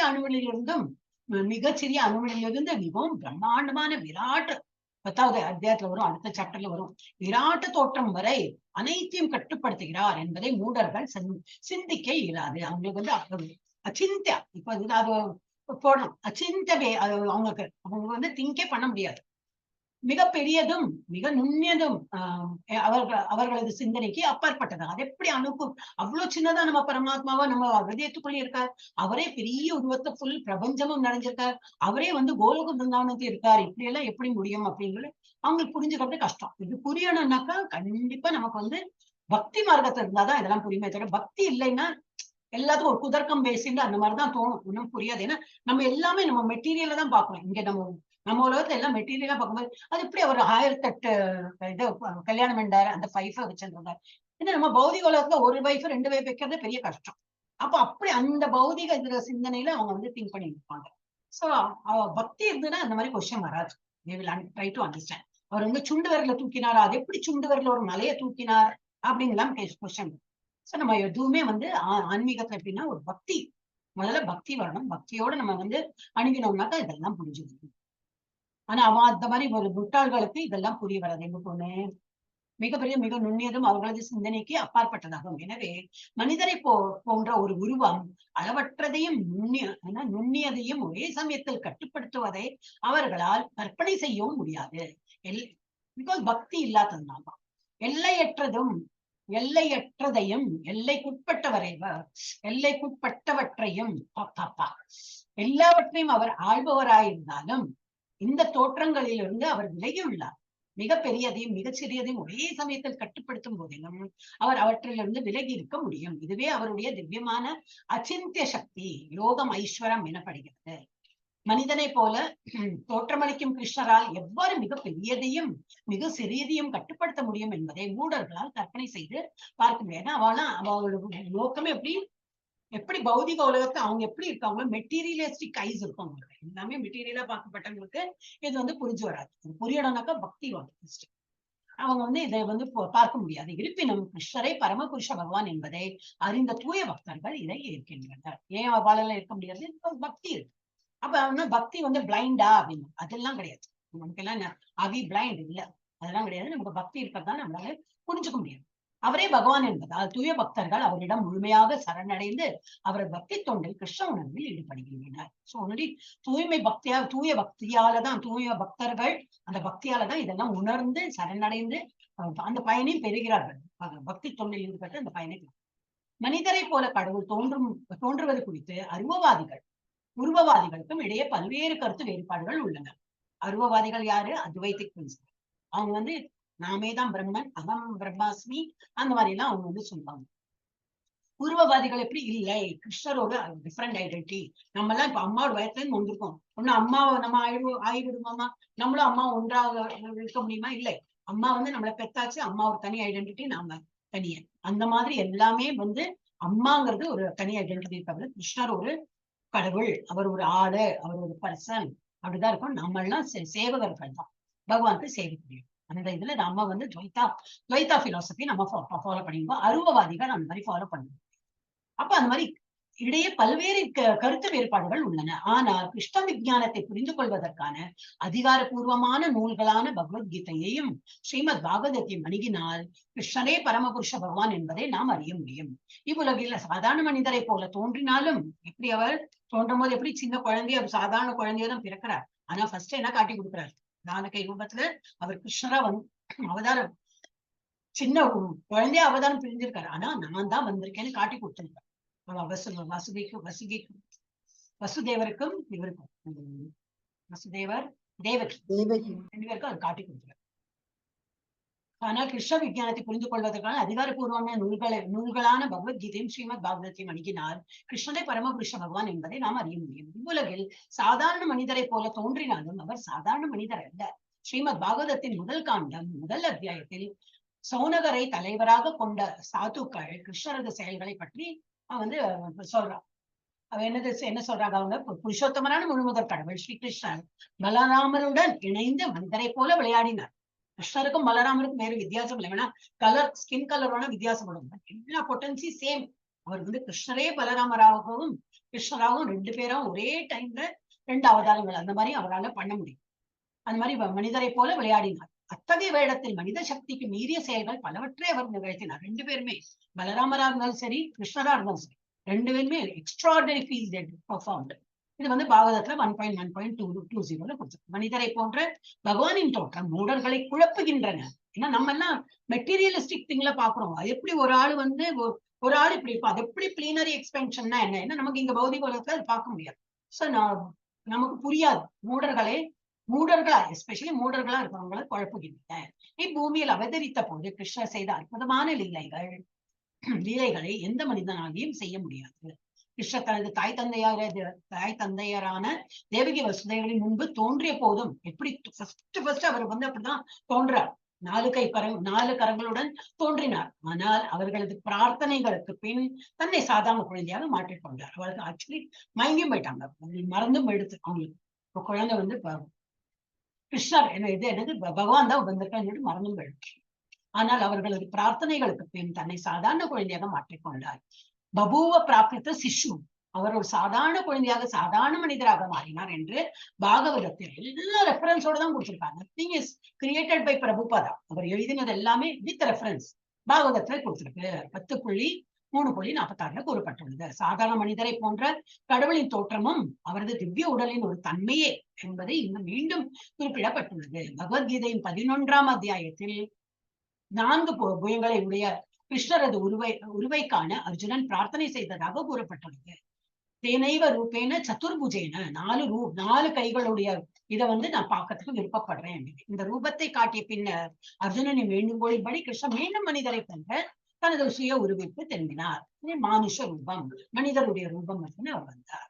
பரமபுருஷனின் இத்தகு பலதரப்பட்ட தன்மைகள் நிச்சயமாக சாதாரண மனிதனுக்கு குறித்தானதல்ல. மாயாவாதம் எகைன் யாரு அத்வைதிஸ், அவங்க வந்து மாயால சிக்கிட்டு இருக்கனால அது மாயாவாத பிரின்சிபல் அப்படின்னு சொல்றாங்க. மாயாவாத தத்துவங்களால் பாதிக்கப்பட்டு கிருஷ்ணரை ஏளனம் செய்யும் சிலர் கிருஷ்ணர் சாதாரண மனிதரே என்பதை நிரூபிக்க ஸ்ரீமத் பாகவதத்தின் 3.29.21 பின்வரும் பதத்தை மேற்கோள் காட்டுகின்றனர். அதுல என்ன போட்டிருக்கு, அகம் சர்வேஷு பூதேஷு பூதாத்மா வஸ்திதः சதா அப்படின்னா எனக்கு பரம்பொருள் எல்லா ஜீவாத்மாக்களிலும் உள்ளது. அகம் சர்வேஷு எல்லா இடத்துலயும் நான் வந்து எல்லா இடத்துலயும் பூதேஷுனா இதா என்னது லிவிங் என்டிட்டியா, பூதாத்மா வஸ்திதா நான் அந்த மாதிரி இருக்கு எல்லாரோட என்னது I am there in every living entity அப்படின்னு அதை போட்டிருக்கேன். இதுல 3.29.21 அப்ப அப்படின்னா என்ன அர்த்தம், அவங்க வந்து அதை ப்ரூவ் பண்றாங்க. அப்படின்னா என்னது, எல்லாம் மனிதர்கள் எல்லாம் பகவான் தானே, ஏன்னா அவர் அப்படிதான் கொடுத்திருக்காரே அந்த மாதிரி சொல்றாங்க. கிருஷ்ணரை இழுந்துரைக்கும் அங்கீகாரமற்ற நபர்களின் விளக்கங்களை பின்பற்ற இதெல்லாம் நம்ம வந்து புரிந்து இந்த மாதிரி தப்பா அர்த்தம்னா புரிந்துக்க கூடாது. யாருக்கு அங்கீகாரம் இல்லையோ அவங்க எல்லாம் விளக்குறையெல்லாம் எழுதுவாங்க, அதெல்லாம் படிச்சு கன்ஃபியூஷன் எல்லாம் ஆக வேண்டாம். நபர்களின் விளக்கங்களை பின்பற்றாமல் ஜீவகோஸ்வாமி, விஸ்வநாத சக்கரவர்த்தி தாக்கூர் போன்ற வைஷ்ணவ ஆச்சாரியர்களிலிருந்து இந்த குறிப்பிட்ட பதத்தை நாம் அறிந்து கொள்வது சிறந்தது. இவன் நம்ம இதுல இந்த ஆழ்வார்கள்லாம் இருக்காங்க, அந்த மாதிரி அவளுடைய விளக்குறை இருந்ததுன்னா அது படிச்சா இதே போலதான் பிரபுபாதா எழுதின மாதிரியே தான் துவைதா பிலாசபி, அதனால அப்படி சேமா இருக்கு. ஓகே, அறிந்து கொள்வது சிறந்தது. கிருஷ்ணர் தனது சுய விரிவான பரமாத்மாவின் ரூபத்தில் அசையக்கூடிய மற்றும் அசையாத இனங்கள் எல்லாவற்றிலும் வீட்டுள்ளார். எனவே கோவில் உள்ள அர்ச்சாமூர்த்தியிடம் மட்டும் கவனம் செலுத்தி, கோயில்ல போனாதான் கடவுளை பார்த்தேன், பாக்கி எல்லா இடத்தையும் கடவுளை பார்க்க முடியாது அப்படி இல்லை. எதை பார்த்தாலும் கடவுள் அந்த ரூபத்திலே இருக்கார், இந்த ரூபத்துல இருக்க எறும்பு ரூபத்திலே இருப்பார், பறவை ரூபத்திலே இருப்பார். அந்த மாதிரி நம்ம நினைக்கணும். ஒரு கோயில்ல தான் இருக்காரு, சில பேர் அப்படின்னு நினைப்பாங்க, கோயில்ல தான் இருக்காரு. சில பேர் என்ன நினைக்கிற, கோயில்ல தான் பகவான் இருக்காரு, ஏன் நாங்க போனோம், அவர் தான் எல்லா இடத்துலயும் இருக்காரு, அப்போ கோயிலுக்கு எந்த போனோம், அந்த மாதிரியா தர்க்கம் பேசுறதுக்கு மனிதர்களுக்கு வந்து இதே கிடையவே கிடையாது. they will keep arguing. So Krishna தனது சுய விரிவான பரமாத்மாவின் ரூபத்தில் அசையக்கூடிய மற்றும் அசையாத இனங்கள் எல்லாவற்றிலும் விட்டுள்ளார். எனவே கோயிலுள்ள அர்ச்சாமூர்த்தியிடம் மட்டும் கவனம் செலுத்தி பிற உயிரினங்களுக்கு மதிப்பு கொடுக்காத ஆரம்ப நிலை பக்தர்கள் அர்ச்சா விக்கிரக வழிபாடு பயனற்றது என்று இப்பதத்தை விளக்குகிறார் ஜீவகோஸ்வாமி என்று விளக்குகிறார் ஜீவகோஸ்வாமி. பக்தர்கள் 3 வகைப்படுவர். ஆரம்ப நிலை, நடுநிலை, இறுதி நிலை. ஆரம்ப நிலையில் உள்ள பக்தர்கள் மற்ற பக்தர்களின் மீது காட்டும் கவனத்தை விட கோவிலில் உள்ள விக்கிரகத்தின் மீது அதிக கவனம் காட்டுகின்றனர். அவங்களுக்கு எல்லாம் என்னன்னாக்கா, கோயில் இருப்பிடம், இது பகவான் இருப்பிடம் ஒரு கோவில், அந்த கோயில போயிட்டு பகவானை தொழுதுட்டு வந்தேன், அதுதான் பகவான் அப்படின்னு நினைக்கிறாங்க. இது எப்படி ஆரம்ப நிலை. ஆரம்ப நிலையில் உள்ள பக்தர்கள் மற்ற பக்தர்களிடம் மீது காட்டும் கவனத்தை விட கோயிலில் உள்ள விக்கிரகத்தின் மீது அதிக கவனம் காட்டுகின்றனர். இத்தகு மனோநிலை திருத்தப்பட வேண்டும் என்று எச்சரிக்கிறார் விஸ்வநாத சக்கரவர்த்தி தாக்கூர். கிருஷ்ணர் ஒவ்வொருவரது இதயத்தையும் பரமாத்மாக வீற்றுள்ளதால் ஒரு பக்தன் ஒவ்வொரு உடலையும் பரமபுருஷனின் கோவிலாக காண வேண்டும். அத்தகு பக்தன் பகவானின் ஆலயத்திற்கு கொடுக்கும் அதே மதிப்பை பரமாத்மா வாழும் ஒவ்வொரு உடலுக்கும் வழங்குகின்றான். எனவே ஒவ்வொருவருக்கும் முறையான மரியாதை வழங்கப்பட வேண்டும். எவரையும் அலட்சியம் செய்யக்கூடாது. அந்த மாதிரி என்னன்னா அப்புறம் எனிமிட்டியே இருக்காது இல்லையா? அப்ப அந்த மாதிரி நல்லா ஃபாலோ பக்தனா இருக்க முடியும். ஆலய வழிபாட்டை அப்புறம் 2வது கேட்டகரி இருக்காங்க. ஆலய வழிபாட்டை ஏளனம் செய்யும் அருவவாதிகள் பலர் உள்ளனர். கடவுள் எல்லா இடத்திலையும் இருப்பதால் ஆலய வழிபாட்டிற்குள் ஏன் ஒருவன் தன்னை கட்டுப்படுத்திக் கொள்ள வேண்டும் என்று அவர்கள் கூறுகின்றனர். ஆனால் கடவுள் எல்லா இடத்திலும் இருந்தாலும் ஆலயத்திலும் அர்ச்ச விக்கிரகம், அர்ச்சனை பண்ற ஒரு விக்கிரகத்தை இருக்காரு. அதுல இவ்வளவு எல்லாம் ஸ்துதிச்சு எவ்வளவு எல்லாம் பண்ணும்போது அந்த விக்கிரகத்துல பவர் வந்திருக்காதா? அதனால அந்த சாங்டம் சாங்டோரம் பார்த்தா எல்லாம் இப்படி அதுவும் நம்ம ஊர், நீங்களாம் இப்ப தமிழ்நாட்டுல தானே இருக்க, இந்த ஊரோட பாக்கிறதோட எனக்கு நம்ம ஊர் கோயிலாம் ரொம்ப பிடிக்கும். ஏன்னா அப்படி அது எஸ்பெஷலி கேரளால எல்லாம் பாத்தீங்கன்னா விளக்கு மாத்திரம் தான் அறியும், டியூப்லைட் எல்லாம் இருக்கவே இருக்காது. அந்த விளக்குல நம்ம பார்க்கணும் பகவான் எங்க இருக்காருன்னு. அது எப்படி ஒரு கல்லுதான் இருக்கும் அங்க. அது கல்லா நம்ம நினைச்சோன்னா கல்லு இல்ல, அது தேவி அப்படின்னு நினைச்சோன்னா அது தேவி இல்ல ஒரு கடவுள், அது ஏதோ அது எழுதியிருக்கும் என்ன பகவான். இப்போ அந்த பகவானா அந்த அப்படி சேவிச்சுன்னு வரணும். ஆனா அந்த இருட்டுல அந்த ஒரு விளக்கு, என்ன விளக்கு இருக்கும்னா எண்ணெய் விளக்குதான் இருக்கும். அவ்வளவு ஒரு திவ்யம், அந்த இடத்துக்கு போனா ஒரு திவ்யமான ஒரு அனுபவம் பண்ணணும். மோஸ்ட்லி சவுத் இந்தியால எல்லாம் அப்படிதான் இருக்கு. ஈவன் என்னது இந்த கர்நாடகா நிறைய இடத்துல இந்த மாதிரி போனா தெரியும். சோ ஆலய வழிபாட்டை ஏளனம் செய்யும் அருவவாதிகள் பலர் உள்ளனர். கடவுள் எல்லா இடத்திலும் இருப்பதால் ஆலய வழிபாட்டிற்குள் ஏன் ஒருவன் தன்னை கட்டுப்படுத்திக் கொள்ள வேண்டும் என்று அவர்கள் கூறுகின்றனர். ஆனால் கடவுள் எல்லா இடத்திலும் இருந்தாலும் ஆலயத்தில் அர்ச்சா விக்கிரகத்திலும் அவர் இல்லையா? அங்கேதான் இருக்காரு. அப்ப அங்கேயும் போயிட்டு நம்ம அவர்தான் பண்ணணும். அண்ட் மோரோவர் அங்க நிறைய பேர் போயிருப்பாங்க. அங்க அவ்வளவு ஸ்லோகம், அவ்வளவு பாசுரங்கள், என்ன வாட்டவர் காலையிலே இருந்து அவ்வளவு எல்லாம் பண்ணும்போது அந்த இடத்துல ஒரு என்ன சொல்லணும் இப்படி இருக்கும் எல்லாம் அந்த ஒரு க்ளோஸ் இதா இருக்கும். அந்த எக்கோலாம் எங்க அங்கேயே சுத்தி அங்கேயே வரும். சோ அந்த இடத்துல அவ்வளவு பவர் கூடிடும். ஆலயத்தின் அர்ச்சனைகளும் அருவவாதிகளும் உருவவாதிகளும் ஒருவரையொருவர் முடிவின்றி சண்டையிட்டுக் கொள்வர் என்ற போதிலும் கிருஷ்ணர் உணர்வில் உள்ள பக்குவமான பக்தன் கிருஷ்ணர் பரமபுருஷாவே உள்ள போதிலும் பிரம்ம சமயத்தில் உறுதி செய்யப்பட்டுள்ளபடி அவர் எங்கும் பரவியுள்ளார் என்பதை நன்கறிவார். அவன் நல்லா புரிஞ்சுக்கணும். அவன் இந்த மாதிரி ஆர்குமெண்ட்ஸ் எல்லாம் போக மாட்டான். பிகாஸ் அவன் எனக்கு தெரியும் கிருஷ்ணா இருக்கார், எனக்கு நான் அவர் கீழே அடிமைனா என்னது, நம்ம சேவகர். அப்ப எனக்கு சேவை பண்ணணும், பக்தியோட நான் சேவை பண்ணணும். அவன் அந்த சிம்பிள் பிலாசபி புரிஞ்சுன்னா அவன் அதை பண்ணிட்டு இருப்பான். கிருஷ்ணரது சொந்த இருப்பிடம் கோலோக விருந்தாவனம் என்ற போதிலும் அவர் எப்பொழுதும் அங்கே வசிக்கிறார் என்ற போதிலும் தனது பல்வேறு சக்திகளின் மூலம் தனது சுய விரிவுகளின் மூலமும் அவர் படைப்பின் ஆன்மீகம் பௌதிகம் இரண்டும் எல்லா இடங்களிலும் விட்டுள்ளார். கோலோக விருந்தாவனத்தில் இருக்கார், நம்ம ஹதயத்துக்குள்ளேயே இருக்கார். அப்படி இந்த மாதிரி ஆன்மீகம் பௌதிகம் எல்லா இடத்துலயும் அவர் விட்டிருக்கார். அவர் தான் எல்லாம் படைப்பு காப்பது அழிக்கிறது எல்லா இதுலயும் அவர் பண்ணிட்டு இருக்காரு. அதுலயும் நாம் பக்தன் நம்புகிறான். அப்பா முடித்தேன். எஸ் ராஜேஸ்வரி மாதாஜி இருக்கேடா? ஓகே ஓகே படிங்க. மோகாஷா மோகா கர்மானோ மோகாஷா மோக கர்மானோ மோகஞானா விசேஷதக ராஷா சுமாசூரிம் சைவ பிரகிருதி மோகினிம் ஸ்ரரிதாக மோக ஆஷா ஆசைகளால் மயங்கியவர்கள், மோக கர்மான பலநோக்கு செயல்களால் மயங்கியவர்கள், மோக ஞானா ஞானத்தினால் மயங்கியவர்கள், விசேதச குழம்பியவர்கள், ராட்சசிம் ராட்சசமான, ஆசுரிம் அசுரத்தமான நாத்திகமான, மேலும் ஏவ நிச்சயமாக பிரகிருதிம் இயற்கை, மோகினி மயங்குகின்ற, ஸ்ரீதா அடைக்கலம் கொண்டு மொழிபெயர்ப்பு பொருளுரை இது. தங்களை பக்தி தொண்டிலும் கிருஷ்ண உணர்விலும் இருப்பவர்களாக. மாதாஜி இவ்வாறு மொழிபெயர்ப்பு இருங்க இவ்வாறு குழம்பியவர்கள் ராட்சசத்தனமான கருத்துக்களாலும் நாத்திக கருத்துக்களாலும் கவரப்படுகின்றனர். அத்தகு மயங்கிய நிலையில் அவர்களது முக்திக்கான ஆவல்கள், பலநோக்கு செயல்கள், அறிவு பயிற்சிகள் ஆகிய அனைத்தும் தோல்வி அடைகின்றன. பொருளுரை. தங்களை பக்தி தொண்டிலும் கிருஷ்ண உணர்விலும் இருப்பவர்களாக எண்ணிக்கொண்டு இதயத்தில் முழுமுதற் கடவுளான ஸ்ரீ கிருஷ்ணர் பூரண சத்தியமாக இன்னும் ஏற்றுக்கொள்ளாத பக்தர்கள் பலர் உண்டு. முழுமுதற் கடவுளிடம் திரும்பி செல்லுதல் என்னும் பழத்தை அவர்கள் என்றும் சுவைக்க முடியாது. அதுபோல பலன்களை எதிர்நோக்கி புண்ணிய செயல்களில் ஈடுபட்டுள்ளவர்களும் இந்த பௌதீக பந்தத்திலிருந்து முக்தி அடைய விரும்புவர்களும் ஒருபோதும் வெற்றியடைய மாட்டார்கள். ஏனெனில் அவர்கள் பரமபுருஷ பகவானான கிருஷ்ணரை இழிந்துரைக்கின்றனர். வேறு விதமாக கூறினால் கிருஷ்ணரை ஏளனம் செய்பவர்கள் அவர்கள் அசுரர்களாலும் நாத்திகர்களாகவும் கருதப்படுகின்றனர். பகவத்கீதையின் 7ஆம் அத்தியாயத்தில் கூறியுள்ளபடி துஷ்டர்களான இத்தகு அசுரர்கள் கிருஷ்ணரிடம் ஒருபோதும் சரணடைவதில்லை. எனவே பூர்ண சத்தியத்தை அடைவதற்கான அவர்களது மனக்கற்பனைகள் சாதாரண ஜீவாத்மாவும் கிருஷ்ணரும் ஒன்றே என்னும் தவறான முடிவிற்கு அவர்களை கொண்டு வருகின்றது. இத்தகு தவறான நம்பிக்கையால் மனிதர்களின் உடல் தற்போது ஜட இயற்கையால் வெறுமே மூடப்பட்டிருப்பதாகவும் இந்த ஜட உலகிலிருந்து விடுபட்டவுடன் அவனுக்கு கடவுளுக்கும் எந்த வேறுபாடும் இல்லை என்றும் எண்ணுகின்றனர். கிருஷ்ணருடன் ஒன்றாகி விடுவதற்கான இம்முயற்சி மயக்கத்தின் காரணத்தால் தோல்வியே தரும். நாத்திகமும் அசுர கலாச்சாரமும் கொண்ட இத்தகு ஆன்மீக அறிவு என்றும் பயனற்றது. இதுவே இப்பதத்தின் உட்பொருள் வேதாந்த சூத்திரம், உபனிஷத் போன்ற வேத சாஸ்திரங்களின் மூலம் இத்தகைய நபர்களால் வர்ணிக்கப்படும் அறிவு எப்போதும் தோல்வியிலே முடியும். எனவே புருஷோத்தமரான முழுமுதற் கடவுள் ஸ்ரீ கிருஷ்ணரை சாதாரண மனிதராக கருதுவது மிகப்பெரிய குற்றம். அவ்வாறு கருதுபவர்கள் நிச்சயமாக குழப்பத்திலே இருப்பார். ஏனெனில் அவர்களால் கிருஷ்ணருடைய நித்தியமான ரூபத்தை புரிந்து கொள்ள முடியாது. பிருகத் விஷ்ணு சமஸ்கிருதில் தெளிவாக கூறப்பட்டுள்ளது.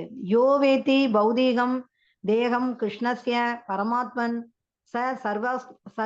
சர்வசமாத் பஷி ச காரிய சுதௌ ஸ்மார்த்த விதானதக முகம் தஸ்யா வலோக்கியாபி சேலம் ஸ்நானம் ஆசரேத்.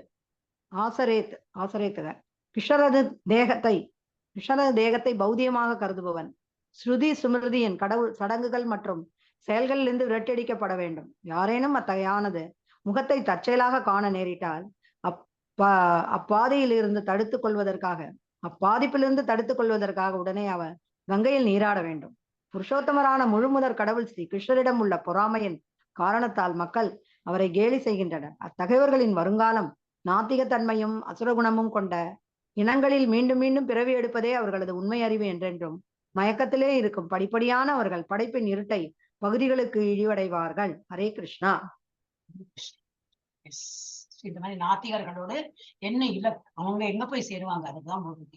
இவ்வாறு குழம்பியவர்கள் யாரு? நாத்திகர்கள். இந்த மாதிரி குழம்பி அவரை மனுஷன் ஒரு சாதாரண மனிதராக கருதுபவர்கள், அவர் கடவுள் இல்லை என்று எண்ணுபவர்களுக்கு என்ன இதாகணும்? இவெல்லாம் ராட்சசத்தனமான கருத்துக்களாலும் நாத்திக கருத்துக்களாலும் கவரப்படுகின்றனர். அத்தகு மயங்கிய நிலையில் அவர்களது முக்திக்கான அவல்கள், பலன் நோக்கு செயல்கள், அறிவு பயிற்சிகள் எல்லாம் அனைத்தும் தோல்வி அடைகின்றன. அறிவு பயிற்சினா என்னங்க மாதாஜி? I think ஒரு நிமிஷம் எங்க படிச்சேன் நான். எஜுகேஷன் மாதாஜி.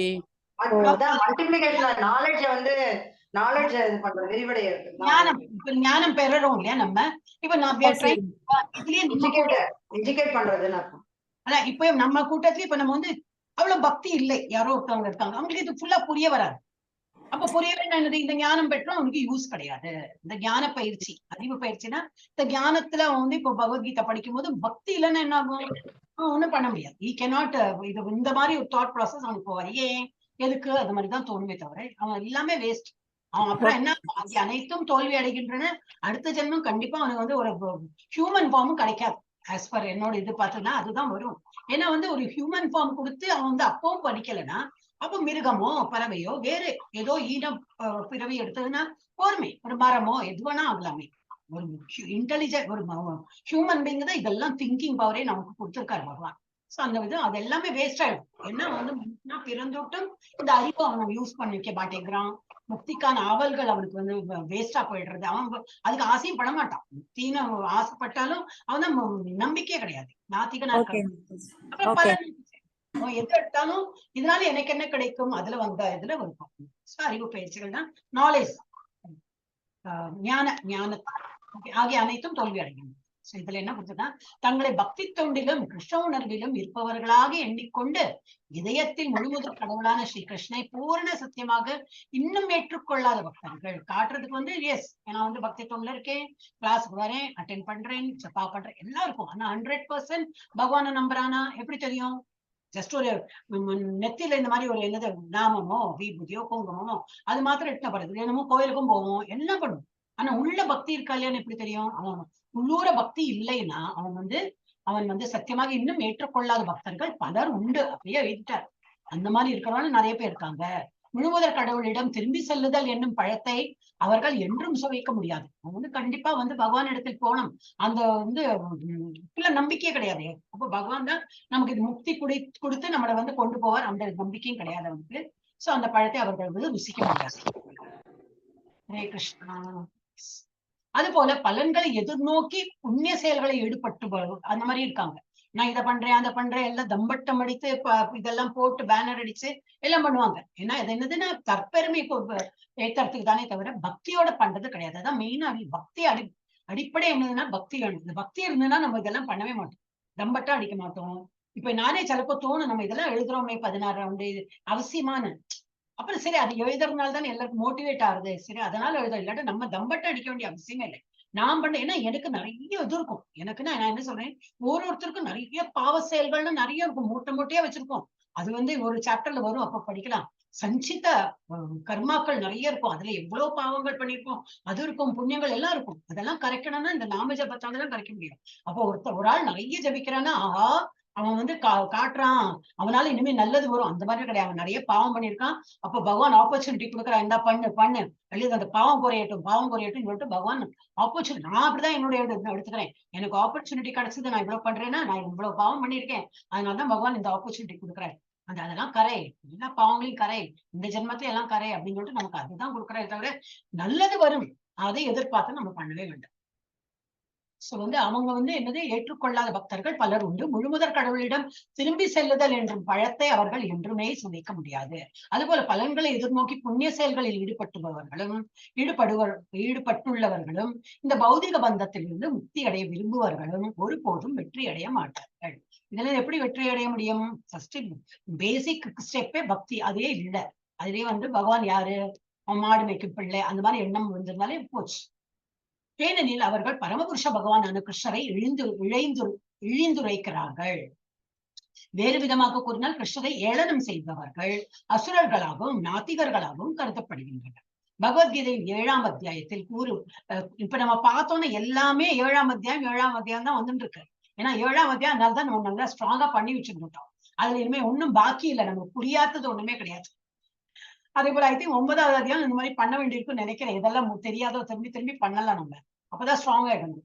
பகவத்கீதையின் 7ஆம் அத்தியாயத்தில் கூறியுள்ளபடி துஷ்டர்களான இத்தகைய அசுரர்கள் கிருஷ்ணரிடம் ஒருபோதும் சரணடைவதில்லை. எனவே பூர்ண சத்தியத்தை அடைவதற்கான அவர்களது மனக்கற்பனைகள் சாதாரண ஜீவாத்மாவும் கிருஷ்ணரும் ஒன்றே என்னும் தவறான முடிவிற்கு அவர்களை கொண்டு வருகின்றன. யாருக்கு? எகெயின் அத்வைதிக் பிரின்சிபல் அவர் தாக்குறார். அத்வைதிக் பிரின்சிபல் என்னது? ஆம் பிரம்மாஸ்மி, நான் தான் பிரம்மன் அப்படின்னா இது பிரம்மன்னா இது பிரம்மன் ஒளிவடிவமான ஒரு பகவானோட இது, அதுவே நான் தான் அப்படின்னு சொல்லிட்டு அவங்க வந்து ஏத்துக்கிறாங்க. சோ அகம் பிரம்மாஸ்மி சொல்றவங்க யாரு? அத்வைதிக் பிரின்சிபல். சோ அவங்க வந்து தவறான முடிவிற்கு அவர்களை கொண்டு செல்கின்றனர். இத்தகைய தவறான நம்பிக்கையால் மனிதனின் உடல் தற்போது ஜட இயற்கையால் வெறுமை மூடப்பட்டிருப்பதாகவும் இந்த ஜட உடலிலிருந்து விடுபட்ட உடனே நம்ம வந்து ஜஸ்ட் இந்த உடல் தான் மூடி இருக்கு, ஆனா உள்ள ஆத்மா எப்படி தூய ஆத்மா, அது வந்து பரமாத்மா அப்படின்னு அவங்க நினைக்கிறாங்க.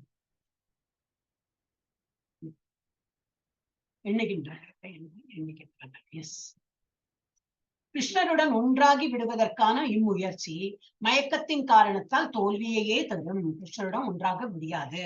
நம்ம ஃபாலோ பண்ற பிரின்சிபல் என்னது? கிருஷ்ணர் இஸ் அ செப்பரேட் என்டிட்டி. அவர் ஒரு பர்சன், ஷியாமசுந்தர ஃபார்ம் அவருக்கு இருக்கு.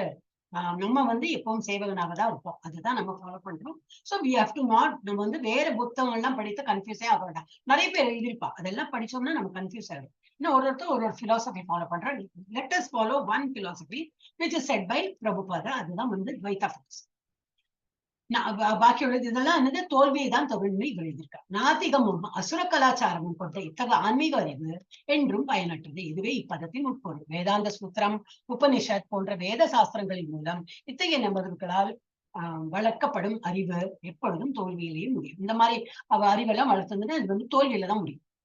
ஓகே, அதுல வந்து என்னன்னா ஞானத்தை வளர்த்துக்கிறோம், அதனால வந்து ரிசர்ச் பண்ணி அதனால ஒரு தர்க்கம் இதெல்லாம் பண்ணி அதுல வந்து இலக்க அவங்க ஈஸியா அடைய முடியாது, தோல்வியில தான் முடியும். எனவே புருஷோத்தமரான முழுமுதற் கடவுள் ஸ்ரீ கிருஷ்ணரை சாதாரண மனிதராக கருதுவது மிகப்பெரிய குற்றம். அவர் கருதுபவர்கள் நிச்சயமாக குழப்பத்திலேயே இருப்பார். ஏனெனில் அவர்களால் கிருஷ்ணருடைய நித்தியமான ரூபத்தை புரிந்து கொள்ள முடியாது. பிரகத் விஷ்ணு ஸ்மிருதி அதுல வந்து கிளியரா கொடுத்திருக்கு. கிருஷ்ணரது தேகத்தை பௌதிகமாக கருதுபவன் ஸ்ருதி ஸ்மிருதியின் சடங்குகள் மற்றும் செயல்களிலிருந்து விரட்டி அடிக்கப்பட வேண்டும். யாரேனும் அத்தகையவனது முகத்தை தற்செயலாக காண நேரிட்டால் அப்பாதிப்பிலிருந்து தடுத்துக் கொள்வதற்கு உடனே அவன் கங்கையில் நீராட வேண்டும் அப்படின்னு இதுல போட்டிருக்கான். முகம் ஸ்நானம் ஆசரேது. அவங்க வந்து உடனே அவன் வந்து கங்கையில நீராடணும், ஃபேஸ் கூட பார்க்க கூடாது. கொடுத்திருக்கு விஷ்ணு ஸ்மிருதியில கொடுத்திருக்கு. எல்லா ரெஃபரன்ஸோட எழுதியிருக்காரு பிரபுபாதா. புருஷோத்தமரான முழுமுதற் கடவுள் ஸ்ரீ கிருஷ்ணனிடம் உள்ள பொறாமையின் காரணத்தால் மக்கள் அவரை கேலி செய்கின்றனர். அத்தகையவர்களின் வருங்காலம் நாத்திகத்தன்மையும் அசுரகுணமும் கொண்ட இனங்களில் மீண்டும் மீண்டும் பிறவி எடுப்பதே. அவர்களது உண்மை அறிவு என்றென்றும் மயக்கத்திலேயே இருக்கும். படிப்படியாக அவர்கள் படைப்பின் இருண்ட பகுதிகளுக்கு இழிவடைவார்கள். இல்ல அவங்களுக்கு வந்து வீழ்ச்சி தான் வரும், மேல வந்து போக முடியாது. எஸ் சாந்தி மாதா படி. ஹரே கிருஷ்ண மாதாஜி. மகாத்மானஸ்து மாம் பார்த்த தைவீம் பிரகிருதிம் ஆஸ்ரிதாக பஜந்த யனன்ய மனசோ ஞாத்வா பூதாதிம் அவ்யயம். மகாத்மாக்கள் ஆனால் மாம் என்னிடம், பார்த்த பிருதாவின் மகனே, தைவீம் தெய்வீக, பிரகிருதிம் இயற்கை, ஆஸ்ரிதாக அடைக்கலம் கொண்டு, பஜந்தி தொண்டு செய்கின்றனர், அனன்ய மனசக பிரலாத மனதுடன், ஜ்ஞாத்வா அறிந்து, பூத படைப்பின், ஆதி மூலம், அவ்யயம் அழிவற்ற. பிருதாவின் மகனே, குழப்பமடையாத மகாத்மாக்களோ தெய்வீக இயற்கையின் பாதுகாப்பில் உள்ளனர். அவர்கள் பரமபுருஷ பகவானான என்னை ஆதி புருஷனாகவும் அழிவற்றவனாகவும் அறிந்து எனது பக்தி தொண்டில் பூரணமாக ஈடுபட்டுள்ளனர். பொருளுரை. மகாத்மா என்பதன் பொருள் இந்த ஸ்லோகத்தில் தெளிவாக கொடுக்கப்பட்டுள்ளது. மகாத்மாவின் முதல் அறிகுறி என்னவெனில், அவர் தெய்வீக இயற்கையில் நிலை பெற்றவர். அவர் ஜட இயற்கையின் கட்டுப்பாட்டில் இல்லை. இது எவ்வாறு சாத்தியம்? புருஷோத்தமரான முழுமுதற் கடவுள் ஸ்ரீ கிருஷ்ணரிடம் சரணடைபவன் ஜட இயற்கையின் கட்டுப்பாட்டிலிருந்து உடனடியாக விடுதலை பெறுகிறான் என்று 7ஆம் அத்தியாயத்தில் விளக்கப்பட்டது. அதுவே தகுதி. பரமபுருஷ பகவானிடம் ஆத்ம சமர்ப்பணம் செய்பவன் உடனடியாக ஜட சக்தியின் கட்டுப்பாட்டிலிருந்து விடுபடுகிறான். இதுவே அடிப்படை கொள்கையாகும். நடுநிலை சக்தி என்பதால் ஜட இயற்கையின் கட்டுப்பாட்டில் இருந்து விடுபட்ட உடனே ஆத்மா ஆன்மீக இயற்கையின் வழிகாட்டுதலில் வைக்கப்படுகிறான். ஆன்மீக இயற்கையின் இந்த வழிகாட்டுதல் தெய்வீ பிரகிருதி, தெய்வீக இயற்கை என்று அறியப்படுகிறது. எனவே புருஷோத்தமரான முழுமுதற் கடவுளிடம் சரணடைவதன் மூலம் ஒருவன் ஏற்றம் பெறும்போது அவன் மகாத்மாவின் நிலையை அடைகிறான். மகாத்மா தனது கவனத்தை கிருஷ்ணரிடமிருந்து திசை திருப்புவதில்லை. ஏனெனில் கிருஷ்ணரே எல்லா காரணங்களுக்கும் காரணமான ஆதி புருஷர் என்பதை அவன் அறிவான். இதில் எந்த சந்தேகமும் இல்லை. இத்தகு மகாத்மா தூய பக்தர்களான இதர மகாத்மாக்களுடைய உறவில் முன்னேற்றம் பெறுகிறான். தூய பக்தர்கள் கிருஷ்ணரது இதர ரூபத்திலும், அதாவது 4 கைகளை கொண்ட மகாவிஷ்ணு போன்ற ரூபத்திலும் கூட கவரப்படுவதில்லை. அவர்கள் 2 கைகளுடன் திகழும் கிருஷ்ணரது உருவத்தால் மட்டுமே கவரப்படுகின்றனர். கிருஷ்ணரது பிற உருவங்களாலேயே கவரப்படாத பட்சத்தில் தேவர்களின் உருவத்தையோ மனிதனின் உருவத்தையோ அவர்கள் நிச்சயமாக கருத்தில் கொள்வதில்லை. கிருஷ்ண உணர்வில் கிருஷ்ணரை மட்டுமே தியானிக்கின்றனர். அவர்கள் எப்போதும் கிருஷ்ண உணர்வில் பகவானது வலுவாத தொண்டில் ஈடுபட்டுள்ளனர். ஹரே கிருஷ்ண மாதாஜி. பிரித்தாவின் மகனே குழப்பமடையாது. இப்ப யாரு குழப்பம் அடைந்தவர்கள்னா சொல்லி முடிச்சாச்சு. இப்ப யாரு கிளியரா இருக்காங்களோ, யாரு பக்தர்களா இருக்காங்களோ அவ எப்படி இருக்காங்க? பிரித்தாவின் மகனே குழப்பமடையாத மகாத்மாக்களோ தெய்வீக இயற்கையின் பாதுகாப்பில் உள்ளனர். அவங்களோட பகவானோட கிரேஸ்ல அவங்க பகவானோட நம்பிக்கையில உட்கார்ந்து இருக்காரு. அவர்கள் பரமபுருஷ பகவானான என்னை ஆதி புருஷனாகவும் அழிவற்றவனாகவும் அறிந்து எல்லாம் அவர்தான் ஆதி புருஷன். அவர் இது கிடையாது, பிறப்பு கிடையாது, இறப்பு கிடையாது, அவர்தான் ஆதி புருஷன், அவருக்கு அழிவு கிடையாது, அதெல்லாம் புரிந்து எனது பக்தி தொண்டில் இந்த பக்தி தொண்டுதான் எப்போ அண்டர்லைன் ஃபேக்டர் நம்ம வச்சுக்கணும். அந்த மாதிரி பக்தி தொண்டில் பூர்ணமாக ஈடுபட்டுள்ளனர். அவதான் தூய பக்தர்களா ஆகும். மகாத்மா இது ரொம்ப இம்பார்ட்டன்ட். இது நாங்க லெவல் 3 பண்ணும்போது ஒரு கொஸ்டின் கேட்டா, மகாத்மா சொல்றாளே இப்ப மகாத்மா காந்தி மெயினா அதுதான் எனக்கு ரெஃபர் பண்ணா. மகாத்மா காந்தி சொல்றாளே அவ ஆக்சுவலி மகாத்மாவா? Mostly people yes is Mahatma, அதனால தானே மகாத்மா சொல்றோம் அப்படின்னு நெகேட் பண்ணாங்க. யார் இது தெரியுமா? 7ஆம் கிளாஸ் படிக்கிற பிள்ளை எங்களுக்கு டீச் பண்ணிருந்தான். இப்ப 9க்கு போயிருக்கான். அவன் லெவல் 3 நாங்க படிக்கும் போது 7ஆம் கிளாஸ் படிச்சுட்டு அவன் சொன்னான் இதோட எக்ஸ்பிளனேஷன். அப்புறம் இந்த இது என்னது பர்பட் படிச்சு பார்த்தோன்னதான் எங்களுக்கு அப்பவே படிச்சோம், இங்கிலீஷ்ல தான் படிச்சோம். இந்த பிள்ளை எவ்வளவு நாலேஜ் இருக்கும்னு நினைச்சு பார்த்தேன். அவன் 7ஆம் கிளாஸ் தான் படிச்சிருந்தான். அவன் சொன்னா இல்ல மகாத்மா அவன் அதர் பகவானை விட வேற இடத்துல எல்லாம் பௌதி என்னது பொலிட்டிக்ஸ்ல எல்லாம் இருக்கிறதுனால he cannot be called Mahatma as per ஆன்மீகம். ஆன்மீகத்துல அவளெல்லாம் மகாத்மா சொல்ல முடியாது அப்படின்னு சொல்லும் போதுதான் எனக்கு புரிஞ்சது. ஓஹோ அப்படியா அப்படின்னு. See, we learn from anybody. எனக்கு டீச்சர் அந்த 7th ஸ்டாண்டர்ட் படிக்கிற பிள்ளைதான். என்டையர் லாட் நாங்க எல்லாருமே அவன்கிட்ட ரொம்ப படிச்சோம். சோ மகாத்மா என்பதன் பொருள் என்னது? இந்த பதத்தில் தெளிவாக கொடுக்கப்பட்டுள்ளது. மகாத்மாவின் முதல் அறிகுறி என்னவெனில் அவன் தெய்வீக இயற்கையில் நிலை பெற்றவர். அப்ப மகாத்மா காந்தி தெய்வீகத்துல இருந்தாலும் என்ன பண்ணார்? பகவத்கீதா படிப்பார், எல்லாத்தையும் புரிஞ்சுப்பார். ஆனா he was using his senses எல்லாம் பாலிடிக்ஸ்ல யூஸ் பண்ணி இவர் பிரபுபாத ஒரு இதுல எழுதியிருக்காரு. மகாத்மா காந்திக்கு லெட்டரே எழுதியிருக்காரு.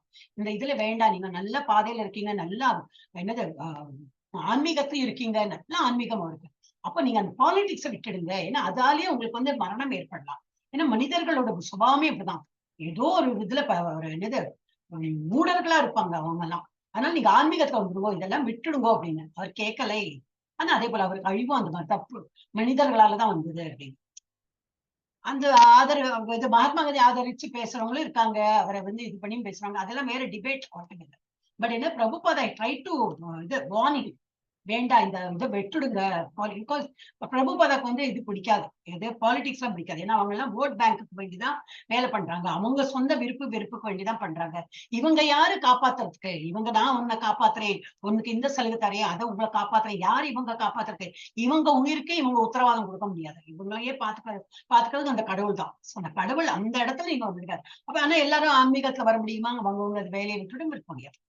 So they were all born ஒரு க்ஷத்ரியா ஒரு இது இருக்கும், இல்ல நான் எதிர்கொண்டு எல்லாம் லீடர்ஷிப் குவாலிட்டி இருக்கு அவங்க மகாத்மா காந்திக்கு. அப்போ அவர் அந்த பாலிடிக்ஸ் இருந்தார். அவருக்கு அந்த மாதிரி ஒரு எல்லாரும் அந்த மாதிரி இருக்கோம், எல்லாருமே அந்த மாதிரிதான் சாகுறாளா, இல்ல மக்கள் சுட்டு சாகுறாங்களா? அப்படியும் இல்லை. ஆனா அவருக்கு வார்ன் பண்ணல, நல்ல பாதையில நீங்க இருக்கீங்க, நீங்க வந்துடுங்க, பாலிடிக்ஸ் விட்டுடுங்க சொன்னா அவர் கேட்கல. எனிவே மகாத்மா என்பதன் பொருள் இப்பதத்தில் தெளிவாக கொடுக்கப்பட்டுள்ளது. மகாத்மாவின் முதல் அறிகுறி மாதாஜி மகாத்மாங்கிறது இந்த இடத்துல மகாத்மா காந்தியை குறிக்கிறதா மாதாஜி? இல்லாட்டி அதுதான் நான் சொல்றேன். நம்ம மகாத்மா காந்தி சொல்றது வேற அர்த்தத்துலதான் நம்ம வேற என்ன சொல்லுவாங்க, பௌதிக உலகத்துல அவர் மகாத்மா ஆகி வச்சிருக்கோம். ஆக்சுவலி மகாத்மானா ஆன்மீகத்துல மகாத்மா என்ன சொல்லியிருக்கு?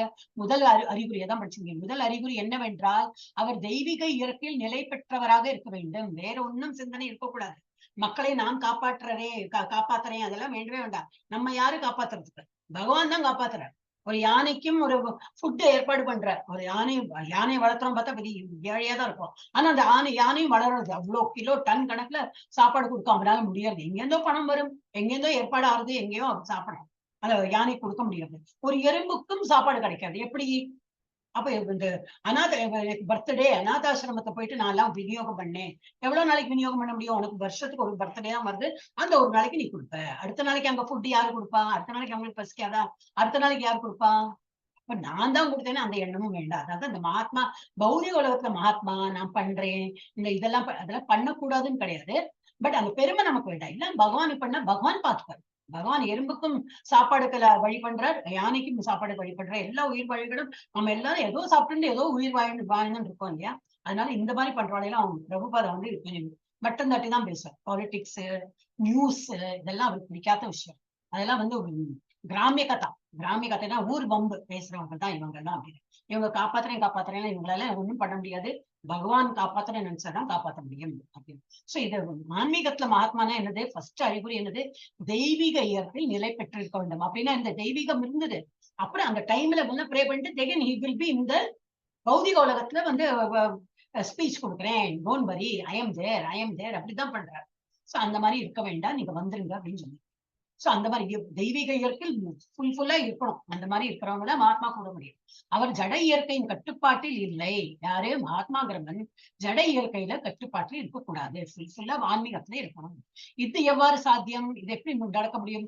புருஷோத்தமரான முழுமுதற் கடவுள் ஸ்ரீ கிருஷ்ணரிடம் சரணடைபவன் ஜட இயற்கையின் கட்டுப்பாட்டில் உடனடியாக விடுதலை பெறுகிறான். யாரு டோட்டலி சரண்டர் டு காட்னா அவன் என்ன நினைப்பான்?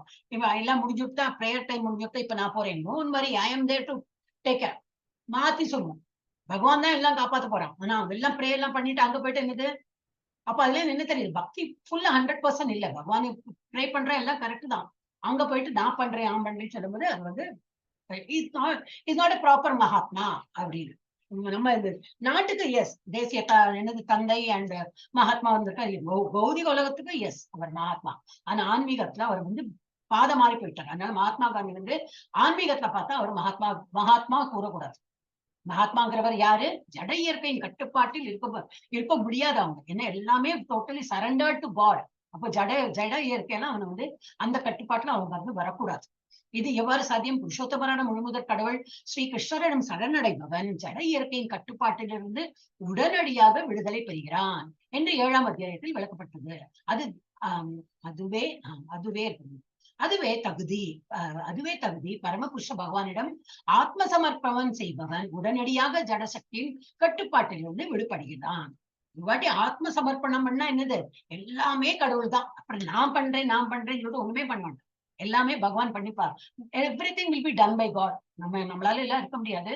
சொல்றதுக்கு வேணா ஆத்ம சமர்ப்பணம் ஒரு வணக்கம் தான் செலுத்துறேன்னு அடுத்த மூமெண்ட்ல அப்புறம் என்ன பிளான் பண்ணலாம், நாளைக்கு என்ன சமைக்கணும், நாளைக்கு எங்க போகலாம், நாளைக்கு நான் என்ன பண்ண போறேன், இல்ல நான் ஆரம்பிச்சணும். ஏன்னா அவ்வளவுதான் நமக்கு பக்தியை. நம்ம எல்லாம் ரொம்ப கம்மி இதுலதான் இருக்கும். என்னது பேசிக் பவுண்டேஷன் இதுலதான் இருக்கும். ஃபுல்லாலாம் ஆத்ம சமர்ப்பணம் பேரளவுக்கு ஒரு நமஸ்காரம் பண்ணா ஆத்ம சமர்ப்பணம் வரும். அது கிடையாது. ஆத்ம சமர்ப்பணம்னா everything will be under his control. நான் அப்படி சொல்ல போச்சுன்னா இவன் என்னடி பிரபுஜி கூட கொஞ்சம் டென்ஷன்லாம் இருக்கும். இவ்வளவு கோயில் கட்டுறோமே, இவ்வளவு பணம் வருமானு டென்ஷன் இல்லாமலாம் இருக்காது. இதுதான் நம்ம வந்து பகவானை நம்புறேன்னாலும் ஸ்டால் ஆயிடுத்து, ஒரு மாதிரி நின்று எடுத்து, பணம் இல்லை எல்லாம் நின்று எடுத்தா என்ன பண்ண முடியும்? ஆதியில இருக்கிறதுனா என்ன பண்ண முடியும்? அந்த ஒரு இது இருக்கும். ஏன்னா நம்ம வந்து மனிதர்களா இருக்கிறதுனால இந்த குணங்களை நம்மளை தாக்குறது, அதனால நம்ம இதுல இருக்கும். ஆத்மா சமர்ப்பணம்லாம் ரொம்ப ரேரஸ்ட், அந்த அவளுக்கு தான் பண்ண முடியும். சோ இது கொடுத்துருக்கு. அதுவே தகுதி. என்ன தகுதி? Totally surrender. அப்புறம் ஒண்ணுமே நம்ம திங்க் பண்ண வேண்டாம், அவர் பார்த்துப்பார் அப்படின்னு சொல்லிட்டு உட்கார்ந்து. பரமபுருஷ பகவானிடம் ஆத்ம சமர்ப்பணம் செய்பவன் உடனடியாக ஜடசக்தியின் கட்டுப்பாட்டிலிருந்து விடுபடுகிறான். இதுவே அடிப்படை கொள்கையாகும். நடுநிலை சக்தி என்பதால் நாமெல்லாம் என்று நடுநிலை சக்தி, தட் இஸ் மார்ஜினல் பொட்டன்சியில நம்ம ஹியூமன் பீயிங் இருக்கும். நம்ம வந்து கீழ் மட்டமும் இல்ல, மேல் அதாவது தேவர்கள் அவளுக்கு இருக்கிற அந்த பொட்டன்சி கிடையாது, நடுவில் இருக்கும். இந்த ஜட இயற்கையின் கட்டுப்பாட்டிலிருந்து விடுபட்ட உடனே இப்ப நம்ம வந்து மார்ஜினல் பொட்டன்சியில தான் நம்ம இருக்கோம். பகவானுடைய மார்ஜினல் பொட்டன்சியில நம்ம ஜீவராசிகள்லாம் இருக்கும், ஜீவாத்மாக்கள் இருக்கும். அப்ப என்ன ஆகுது? ஜட இயற்கையின் கட்டுப்பாட்டிலிருந்து விடுபட்ட உடனே ஆத்மா ஆன்மீக இயற்கையின் வழிகாட்டுதலில் வைக்கப்படுகிறான். ஆத்மா என்னது? கெட்ஸ் அட்ராக்டட் டு ஆன்மீகம். அப்ப டோட்டலி சரண்டர். ஆன்மீகத்தை டோட்டல். அப்ப அது வந்து மேல் பாதையில போயிட்டு இருக்கும். அந்த ஆத்மா வந்து மேல் பாதையில போயிட்டு இருக்கும். அந்த ஆத்மா ஆன்மீக இயற்கையின் வழிகாட்டுதலில் வைக்கப்படுகிறான். ஆன்மீக இயற்கையின் இந்த வழிகாட்டுதல் தெய்வீ பிரகிருதி அப்படின்னு பகவானுடைய அம்சமா, அந்த பகவானுடைய இன்ஃபுளுன்ஸ் வரும் நமக்கு. தெய்வீக இயற்கை என்று அழைக்கப்படுகிறது. எனவே புருஷோத்தமரான முழுமுதற் கடவுளிடம் சரணடைவதன் மூலம் ஒருவன் ஏற்றம் பெறும்போது, எப்படி ஏற்றம் பெறுகிறான்? ஆன்மீகத்துல சரணடையும் போது அவன் வந்து ஏற்றம் பெறுகிறான். அவன் மகாத்மாவின் நிலையை அடைகிறான். அந்த மாதிரி அவன் வந்து எல்லாமே சரணடை பகவான் அர்ப்பணம் பண்ணி நம்ம வந்து இந்த ஆன்மீகத்துல பகவான் தான் எல்லாமே, அவர் எல்லாம் பார்த்துப்பார். கண்ணுடித்தனமா பகவான்கிட்ட நம்பிக்கை, அப்புறம் வேற ஒண்ணுமே அவனுக்கு சிந்தனை இருக்காது. ஒன்னுத்தையும் வந்து நோ பிளானிங், நத்திங், எல்லாம் அவர் பார்த்துப்பாரு. ஆனா நடந்துன்னு அவன் தான் அந்த மாதிரி ஆளைதான் மகாத்மா சொல்ல முடியும். அவன் மகாத்மா நிலையை அடைகிறான். மகாத்மா தனது கவனத்தை கிருஷ்ணரிடமிருந்து திசை திருப்புவதில்லை. ஏனெனில் கிருஷ்ணரே எல்லா காரணங்களுக்கும் காரணமாக ஆதி புருஷர் என்பதை அவன் அறிவான். எல்லாம் அவர் நடத்துற டிராமா தான். அவர் நினைத்தால் எல்லாம் நடக்கும். அப்ப நான் என்னதுக்கு பிளான் பண்ணணும்? நான் பிளான் பண்ணி தோல்வியானோம், அப்புறம் நான் சங்கடப்படணும். அதை விட பகவான் எல்லாம் நடத்தட்டும் அப்படின்னு சொல்லிட்டு விட்டுடுறான். இதில் எந்த சந்தேகமும் இல்லை. எத்தக மகாத்மா தூய பக்தர்களான இதர மகாத்மாக்களுடைய உறவில் முன்னேற்றம் பெறுகிறான். இது போல நிறைய பேர் இருப்பா. இப்ப நம்ம லைஃப்லயும் பார்த்தோன்னா நிறைய பேர் அந்த மாதிரி இருக்கும். ரொம்ப கீழ்மட்டமா இருக்கும், ஒண்ணும் பண்ண முடியாது, கையில ஒன்னும் இருப்பே கிடையாது. அப்புறம் தானே பிளான் பண்றது. அந்த மாதிரி இருக்கும். உன் வழி பார்க்க நீ என்ன பண்றியோ நீ நடத்துடுறாமா, ஏன்னா எங்க கையில ஒண்ணுமே இல்லை அப்படின்னு பண்றவா நம்ம இதுலயே பார்க்கலாம், நம்ம கூட்டத்திலேயே பார்க்கலாம். இந்த மாதிரி ஆன்மீகத்தை வந்திருக்கும். ஆனா என்னது totally surrender to God, because nothing is in our hands. அவர் நினைக்கிறார், அவர் நாடகம் ஆடுறார், அவர் நினைச்சா அதெல்லாம் நடக்கும். நம்ம பிளான் பண்றவங்களும் ஒண்ணும் நடக்காது. அந்த மாதிரி விட்டு இருக்கிறவங்களும் அப்ப அவ என்னது ஒரு மகாத்மா, இன்னும் இது எல்லாமே ஆத்மா தான். பட்டம் எல்லாம் கட்டிக்கணும்னு வேண்டவே வேண்டாம். உள்ளூர தெரியும் அவங்க மகாத்மாவா தான் இருக்காங்க. இது இந்த மகாத்மா ஒரு சந்தர்ப்பத்துல இருக்கும்போது இன்னும் வந்து வேறு பெறுகிறது அப்படின்னா பாலிஷ்டா இன்னும் வந்து முன்னேற்றம் பெறுகிறான். தூய பக்தர்கள் கிருஷ்ணரது இதர ரூபத்திலும், அதாவது 4 கைகள் கொண்ட மகாவிஷ்ணு போன்ற ரூபத்திலும் கூட கவரப்படுவதில்லை. இது மெடிடேஷன் பண்றாலும் பரமாத்மா ரூபத்தை தான் வந்து மெடிடேட் பண்றாங்க. தூய பக்தனுக்கு அதுவும் தேவையில்லை. எனக்கு கிருஷ்ணர் போறோம், டெய்லி நான் கிருஷ்ணரை பார்ப்பேன், டெய்லி அலங்காரம் பண்றேன், சிம்பிள். அவன் வந்து பக்தி தான் காட்டுவான். டெய்லி பகவானுக்கு வந்து இது ஆஃபர் பண்றேன், டெய்லி ஆரத்தி காட்டுறேன், டெய்லி அதை பண்றேன், இது பண்றேன், தூய பக்தியோட நான் பண்றேன். பிகாஸ் ஐ எம் ஒன்லி சேவகன். ஒரு சேவகனுக்கு இருக்கும் ப்ரைடு, அகங்காரம் தான் வரையாது. இப்ப நம்ம வீட்டு வேலைக்காரி இருந்தாலும் 20 வருஷம் 30 40 வருஷமா இருந்தாலும் என்னைக்குமே அவள் வந்து I am equal to them, நீ முன்னாடி பிறந்திருக்க, நீ என்ன அப்படின்னா பேச மாட்டா. ஒரு குழந்தைய அவ முன்னாடி பிறந்திருந்தாலும் இன்னைக்கு வந்து அவ ஒரு எஜமானியா இருந்து அவளுக்கு சம்பளம் போட்டு கொடுத்தாலும் அவ வந்து பணியோட தான் இருக்கான். அது பார்த்திருக்கோம் இல்லையா? ஏன்னா எப்பவுமே ஒரு பணியாளர் வந்து ஒரு தாழ்ந்த இதுலதான் இருக்கும். அந்த ஒரு எண்ணம் வரணும். We are all the servitor of the Lord. நம்ம எண்ணம் எப்படி இருக்கும்? பணிஞ்சிருக்கணும். அதான் அனுமான் மாதிரி இருக்கணும். எல்லா ஃபீட்ஸும் அவர் பண்ண முடியும், அவரால் எல்லாம் பண்ண முடியும். இருந்தாலும் எனக்கு ஒரு சக்தி இல்லை, நான் என்ன பண்ண முடியும்? நான் உங்களுடைய சேவகன் அப்படின்னு சொல்லிட்டு உட்கார்ந்துருக்காரு. அந்த மாதிரி எண்ணம் அவங்களுக்கு வந்து ப்ரைடு வராது. அதாவது 4 கைகள் கொண்ட மகாவிஷ்ணுவை போன்ற ரூபத்திலும் அவர்கள் வந்து கவரப்படுவதில்லை. அவர்கள் 2 கைகளுடன் திகழும் கிருஷ்ணரது உருவத்தால் மட்டுமே கவரப்படுகிறது. இந்த மாதிரி மனிதரை மாதிரி நீங்க இருக்கீங்க இல்லையா? அவங்களுக்கு சாப்பிடணும், நாங்க சாப்பிடணும், அது போல உங்களுக்கு பசிக்கும், உங்களுக்கு ஏதாவது உடை உடுத்தணும், உங்களுக்கு திரவியம், இந்த பூஜை எல்லாம் பண்ணணும். அந்த மாதிரி சிம்பிள். அவங்களோட பக்தி வந்து ரொம்ப சிம்பிளா இருக்கும். கிருஷ்ணர் பிற உருவங்களா கிருஷ்ணரது பிற உருவங்களாலேயே கவரப்படாத பட்சத்தில் தேவர்களின் உருவத்தையோ மனிதனின் உருவத்தையோ அவர்கள் நிச்சயமாக கருத்தில் கொள்வதில்லை. வேற பகவானோடையே வந்து ஒன்லி ஹியூமன் ஃபார்ம் தான் அவர் வந்து அவங்க வந்து விருப்பப்படுறாங்க. வேற அவர் வந்து 4 கை ரூபத்தை வந்து கவரப்படுறதில்லை. அந்த மாதிரி இருக்கும்போது டெமி காட்ஸோ வேற பெரிய கிரேட் பர்சனாலிட்டி யாரோ ஒரு வந்து பெரிய பொலிட்டீஷியன் வந்திருக்கான், அதுல எல்லாம் அவங்க வந்து பகவானையே வந்து வெறும் சிம்பிள் ஃபார்ம்ல தான் அவங்க வந்து விருப்பப்படுறாங்க. அந்த அவரை தான் வந்து விருப்பப்படுறாங்க. சோ பாக்கி உள்ளவாழ்க்கெல்லாம் அவங்க வந்து இம்பார்ட்டன்ஸே கொடுக்க மாட்டாங்க, நிச்சயமாக கருத்தில் கொள்வதில்லை. கிருஷ்ண உணர்வில் கிருஷ்ணரை மட்டுமே தியானிக்கின்றனர். அவர்கள் எப்பொழுதும் கிருஷ்ண உணர்வில் பகவானது வலுவாத தொண்டில் ஈடுபட்டனர். அதுல வந்து வீழ்ச்சியே கிடையாது. எஸ் சஸ்வதா மாதாஜி, நீங்க படிங்க. ஹரே கிருஷ்ண மாதாஜி. சததம் கீர்த்தயந்த்யோ மாம் யதந்தஸ்ச திருடவ்ரதாः நமஸ்யந்தஸ்ச மாம் பக்த்யா நித்யயுக்தா உபாசதே. சததம் எப்போதும், கீர்த்தயந்த்யः கீர்த்தனம் செய்தபடி, மாம் என்னை, யதந்தக முழுதும் முயன்று, ச மேலும், திருடவ்ரதாக திடமான உறுதியுடன், நமஸ்யந்தக வந்தனை செய்தபடி, ச மேலும், மாம் என்னை, பக்தியா பக்தியுடன், நித்தியயுக்தாக நித்தியமாக ஈடுபடுகின்றனர், உபாசதே வழிபாட்டில். மொழிபெயர்ப்பு: எப்போதும் எனது புகழை கீர்த்தனம் செய்து கொண்டு திடமான உறுதியுடன் முயன்று கொண்டு எனக்கு வந்தனை செய்தபடி இந்த மகாத்மாக்கள் பக்தியுடன் நித்தியமாக என்னை வழிபடுகின்றனர். பொருளுரை: ஒரு சாதாரண மனிதனை முத்திரை குத்துவதன் மூலம் மகாத்மாவை உற்பத்தி செய்ய முடியாது. அவரது அறிகுறிகள் இங்கே விளக்கப்பட்டுள்ளன. மகாத்மா புருஷோத்தமரான முழுமுதற் கடவுள் ஸ்ரீ கிருஷ்ணரின் புகழை கீர்த்தனம் செய்வதில் எப்போதும் ஈடுபட்டுள்ளார். அவர் வேறு எதையும் செய்வதில்லை. அவர் எப்போதும் பகவானை புகழ்வதிலேயே ஈடுபட்டுள்ளார். வேறு விதமாக கூறினால் அவர் அருவவாதி அல்ல. புகழ்வது என்ற கேள்வி எழும்போது ஒருவர் பரமபுருஷரை அவரது புனித நாமம், அவரது நித்திய ரூபம், அவரது திவ்யமான குணங்கள் மற்றும் அவரது விசேஷமான லீலைகளை கொண்டு புகழ வேண்டும். ஒருவன் இவை அனைத்தையும் புகழ வேண்டும். எனவே மகாத்மா என்பவர் பரமபுருஷ பகவானிடம் பற்றுடையவராக இருப்பார். பரமபுருஷரின் அருவ நிலையில், அதாவது பிரம்மஜோதியில் பற்றுதல் உடையவர் பகவத்கீதையில் மகாத்மாவாக விவரிக்கப்படவில்லை. அத்தகையவர் அடுத்த பதத்தில் வேறு விதமாக விளக்கப்படுகின்றனர். ஒரு மகாத்மா ஸ்ரீமத் பாகவதத்தில் பரிந்துரைக்கப்பட்டுள்ளபடி விஷ்ணுவை பற்றி கேட்டல், பாடுதல் போன்ற பக்தி தொண்டில் பல்வேறு செயல்களில் எப்போதும் ஈடுபட்டுள்ளார். அவர் தேவர்களின் தொண்டிலோ மனிதனின் தொண்டிலோ ஈடுபடுவதில்லை. இதுவே பக்தி. ஸ்ரவணம், கீர்த்தனம் விஷ்ணு மற்றும் ஸ்மரணம் பகவானை நினைவு கொள்ளுதல். அத்தகு மகாத்மாவின் இறுதி இலக்கு 5 திவ்யமான ரசங்களில் ஏதேனும் ஒன்றில் பரமபுருஷ பகவானுடன் உறவு கொள்வதே ஆகும். அந்த இலக்கை அடைவதில் அவர் திடமான உறுதியுடன் உள்ளார். அந்த வெற்றியை அடைவதற்காக அவர் தனது மனம், உடல், பேச்சு என எல்லாவற்றையும், எல்லா செயல்களையும் பரமபுருஷரான ஸ்ரீ கிருஷ்ணரின் தொண்டில் ஈடுபடுத்துகிறார். இதுவே முழுமையான கிருஷ்ண உணர்வு என்று அழைக்கப்படுகிறது. பக்தி தொண்டில் பிரதா என்று அழைக்கப்படும் சில செயல்கள் உள்ளன. பிறையின் 11ஆம் நாளான ஏகாதேசி அன்றும் பகவானின் அவதார நாள்களிலும் இந்த விரதங்கள் பின்பற்றப்படுகின்றன. திவ்யமான உலகில் புருஷோத்தமரான முழுமுதற் கடவுளுடன் உறவு கொள்வதில் கருத்துள்ளவர்களுக்காக பெரும் ஆச்சாரியர்கள் இந்த விதிகளை எல்லாம் வகுத்துள்ளனர். மகாத்மாக்கள் இந்த விதிகளை மிகுந்த கவனத்துடன் கடைபிடிப்பதால் விரும்பிய பலனை அடைவது உறுதி. இந்த அத்தியாயத்தின் 2ஆம் பதத்தில் விளக்கியபடி இந்த பக்தி தொண்டு எளியது மட்டுமல்ல, மகிழ்ச்சியான மனதுடன் நிறைவேற்றக்கூடியதும் ஆகும். மிக கடுமையான தவங்களும் விரதங்களும் அவசியமில்லை.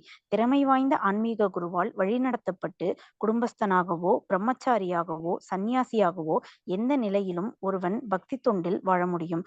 உலகின் எந்த பகுதியிலும் எந்த நிலையிலும் அவன் பரமபுருஷ பகவானுக்கு பக்தி தொண்டாற்ற முடியும். இவ்விதமாக அவன் உண்மையான மகாத்மா ஆகலாம். ஹரே கிருஷ்ணா மாதாஜி. மகாத்மா யார் வேணா ஆகலாம். ஒரு சன்னியாசியும் ஆகலாம், ஒரு கிரகஸ்தனும் ஆகலாம், ஒரு பிரம்மச்சாரியும் ஆகலாம். சோ இது வந்து குவிக் அண்ட் சிம்பிள். எப்பொழுதும் எனது புகழை கீர்த்தனம் அப்படி சத்தத்தம் கீர்த்தையன் தோமாம். எந்த நேரமும் வந்து கீர்த்தனம் பாடின்றோம். கீர்த்தனம்னா ராகம் போட்டு பாடு, அந்த மாதிரி என்ன புகழ்ந்துன்னு இருக்கும். பகவான்னா அப்படி, பகவான்னா இப்படின்னு சொல்லிட்டு பகவானுடைய எல்லா லீலைகள் எல்லாம் நினைவு கூர்ந்து அவன் புகழுவோம். எப்பொழுதும் எனது புகழை கீர்த்தனம் செய்து கொண்டு திடமான உறுதியுடன் முயன்று கொண்டு எனக்கு வந்தனை செய்தபடி இந்த மகாத்மாக்கள் பக்தியுடன் நித்தியமாக என்னை வழிபடுகின்றனர். சாதாரண மனிதனை முத்திரை குத்துவதன் மூலம் மகாத்மாவை உற்பத்தி செய்ய முடியாது. இவன் மகாத்மா காந்தியில அந்த மாதிரி எடுத்தோடு முத்திரை குத்திட்டாங்க. நமக்கு அவங்க என்ன பண்ணிருக்காரு என்ன ஒண்ணும் தெரியாது. ஓவரால் பார்த்தா நல்லது பண்ணிருக்காரு. ஆனாலும் அவரை எகெயின்ஸ்ட் பண்றவங்க நிறைய இன்னும் ரிசர்ச் பண்ணி தான் அவங்களாம் எகெயின்ஸ்டா சொல்றாங்க. ஏன் நிறைய பேர் வந்து கோட்ஸே வந்து பெரிய இதா நினைக்கிறாங்க. பொண்ணது கரெக்ட் தான், பாகிஸ்தான் என்னெல்லாமோ பேசுறாங்க. நமக்கு அதெல்லாம் தெரிஞ்சுக்கோட. Politics is not our subject. நம்ம இப்ப ஆன்மீகத்துல இருக்கோம், ஆன்மீகத்தோட பாக்கலாம். அப்ப அது முத்திரை குத்திடுறாங்க, இவர் தான் மகாத்மா அப்படின்னு. அப்போ வரப்போற ஜெனரேஷன் எல்லாம் அவர் தான் வந்து மகாத்மா சொல்றாங்க. பட் மகாத்மாவோட அறிகுறி என்னது? எப்பவுமே பகவானுடைய இருக்கணும். வேற ஒன்னத்தையும் வந்து கவனம் போக்கூடாது. ஒரு சாதாரண மனிதனை முத்திரை குத்துவதன் மூலம் மகாத்மாவை உற்பத்தி செய்ய முடியாது. அவரது அறிகுறிகள் இங்கே விளக்கப்பட்டுள்ளது. மகாத்மா புருஷோத்தமரான முழுமுதற் கடவுள் ஸ்ரீகிருஷ்ணனின் புகழை கீர்த்தனம் செய்வதில் இருக்கு. புகழ்த்தி பாடுறதுல எப்போதும் ஈடுபட்டுள்ளார். அவர் வேறு எதையும் செய்வதில்லை. அவர் எப்போதும் பகவானை புகழ்வதிலேயே ஈடுபட்டுள்ளார். வேறு விதமாக கூறினார், அவர் அருவவாதி அல்ல. இவர் விட மாட்டேங்கிறார். யாரு? பிரபுபாதா வந்து அருவவாதி எழுக்காம எழுத மாட்டார். அருவவாதிகள்னா கிருஷ்ணரே அவ அந்த மாதிரி சொல்றதே கிடையாது. எனிவேஸ், அப்ப அவர் அருவவாதி அல்ல. புகழ்வது என்று கேள்வி எழும்போது ஒருவன் பரமபுருஷரை அவரது புண்ணிய நாமம், அவரது நித்திய ரூபம், அவரது திவ்யமான குணங்கள் மற்றும் அவரது விசேஷமான லீலைகளை கொண்டு புகழ வேண்டும். அருவவாதிகள் இதெல்லாம் ஒண்ணும் பண்ணவே மாட்டாங்க. அவ வந்து கிருஷ்ணர் ஒரு சாதாரண மனிதரா பார்ப்பா. அது ஒரு அவதாரம் எடுத்திருக்கார் கிருஷ்ணர். பகவான் இருக்கார், கிருஷ்ணர்ங்கிறது ஒரு அவதாரம் அப்படின்னு நினைக்கிறவன். ஓகே, அப்ப அவ வந்து நாமம், ரூபம், ஜபம், அப்புறம் என்னது லீலைகள் அதெல்லாம் அவ வந்து கண்டுக்கவே மாட்டான். யாரு? அருவவாதிகள். நம்ம அப்படி இல்லை, நம்ம உருவவாதிகள். நம்ம வந்து அவருடைய எல்லாமும், அவரோட நாமத்துக்கும் அவரோட அர்ச்சனை, ஒரு விக்கிரகத்தை பார்த்தா எவ்வளவு ரெஸ்பெக்ட் கொடுக்குறோமோ, எவ்வளவு மரியாதை கொடுக்குறோமோ, அதே போல அவரோட நாமத்துக்கும் கொடுக்குறோம், ஜப்பத்துக்கும் கொடுக்குறோம். எல்லாத்துக்கும் நமக்கு வந்து அவருடைய concern anything to related to கிருஷ்ணான்னு நம்ம வந்து இம்பார்ட்டன்ஸ் கொடுத்துருக்கோம். அந்த மாதிரி சோ நம்ம வந்து எல்லாம் அவர் வேற எதையும் ஓகே இதுல இருந்தும் ஒருவன் பரமபுருஷ அவரது புனித நாமம், அவரது நித்திய ரூபம், அவரது திவ்யமான குணங்கள் மற்றும் அவரது விசேஷமான லீலைகளை கொண்டு புகழ வேண்டும். ஒருவன் இவை அனைத்தையும் புகழ வேண்டும். எனவே மகாத்மா என்பவர் பரமபுருஷ பகவானிடம் பற்றுடையவராக இருப்பார். பரமபுருஷனின் அருவ நிலையில், அதாவது பிரம்ம ஜோதியில் பற்று உடையவர்கள், இன்னும் உருவம் இல்லாதக்கு அப்ப வாழ்க்கை எது பகவான் ஒரு இதுதான் பிரம்ம ஜோதி. இந்த ஜோதி என்னது பிரகாசம், பிரம்ம ஜோதின்னு சொல்லுவாங்க. சோ அந்த பிரம்ம ஜோதியில பற்றுள்ளவர்களுக்கு இதெல்லாம் தெரியாது. பகவத்கீதையில் மகாத்மாவுகள் விவரிக்கப்படவில்லை. அத்தகையவர் அடுத்த பதத்தில் வேறு விதமாக விளக்கப்படுகின்றனர். ஒரு மகாத்மா ஸ்ரீமத் பாகவதத்தில் பரிந்துரைக்கப்பட்டுள்ளபடி விஷ்ணுவை பற்றி கேட்டல், பாடுதல் போன்ற பக்தி தொண்டின் பல்வேறு செயல்கள், ஏதோ 9 நவரச நீதி பார்த்தோம், நவரச பக்தி தொண்டில எப்போதும் ஈடுபட்டுள்ளார். அவர் தேவர்களின் தொண்டிலோ மனிதனின் தொண்டிலோ ஈடுபடுவதில்லை. அப்ப யார் இங்க யாரு தாக்கியிருக்கா? மனிதர் தொண்டுனா என்னது? பாலிட்டிஷியன். அவெல்லாம் பாலிடிக்ஸ் எல்லாம் போக மாட்டார்கள். அப்ப இதுல இருந்து என்ன நெகேட் பண்ணியிருக்காரு? மகாத்மா காந்தியை நெகேட் பண்ணியாச்சு. அவர் மகாத்மா கிடையாது. பல்வேறு செயல்களில் ஈடுபட்டுள்ளார்கள். அவர் தேவர்களின் தொண்டிலோ மனிதனின் தொண்டிலோ ஈடுபடுவதில்லை. இதுவே பக்தி. சிரவணம், கீர்த்தனம், விஷ்ணு மற்றும் ஸ்மரணம், தியானம் பண்றது, பகவானை நினைவு கொள்ளுதல். அத்தகு மகாத்மாவின் இறுதி இலக்கு 5 திவ்யமான ரசங்களில் ஏதேனும் ஒன்றில் பரமபுருஷ பகவானுடன் உறவு கொள்வதே ஆகும். அந்த இலக்கை அடைவதில் அவர் அது ரொம்ப திடமா உறுதியுடன் உள்ளார். அந்த வெற்றியை அடைவதற்காக அவர் தனது மனம், உடல், பேச்சு என எல்லாவற்றையும் எல்லா செயல்களிலும் பரமபுருஷான ஸ்ரீ கிருஷ்ணனின் ஒன்றில் ஈடுபடுத்துகிறார். இதுவே முழுமையான கிருஷ்ண உணர்வு என்று அழைக்கப்படுகிறது. இதால்தான் மகாத்மா சொல்ல முடியும். பாக்கி எல்லாரையும் மகாத்மா சொல்ல முடியாது. ஆன்மீகத்துல அவங்க நாட் தட் நம்ம உடனே மகாத்மா காந்தி மகாத்மா சொல்ல வேறு காந்திஜி அப்படி சொல்லணும் அப்படி இல்லை. ஆன்மீகத்துல அவங்கள மகாத்மா சொல்ல முடியாது. இந்த மாதிரி இருக்கிறவங்களதான் மகாத்மா சொல்ல முடியும். பக்தி தொண்டில் விரதா என்று அழைக்கப்படும் சில செயல்கள் உள்ளன. பிறையின் 11ஆம் நாள், அதான் ஏகாதசி என்றும் பகவானின் அவதார நாள்களிலும் இந்த விரதங்கள் பின்பற்றப்படுகின்றன.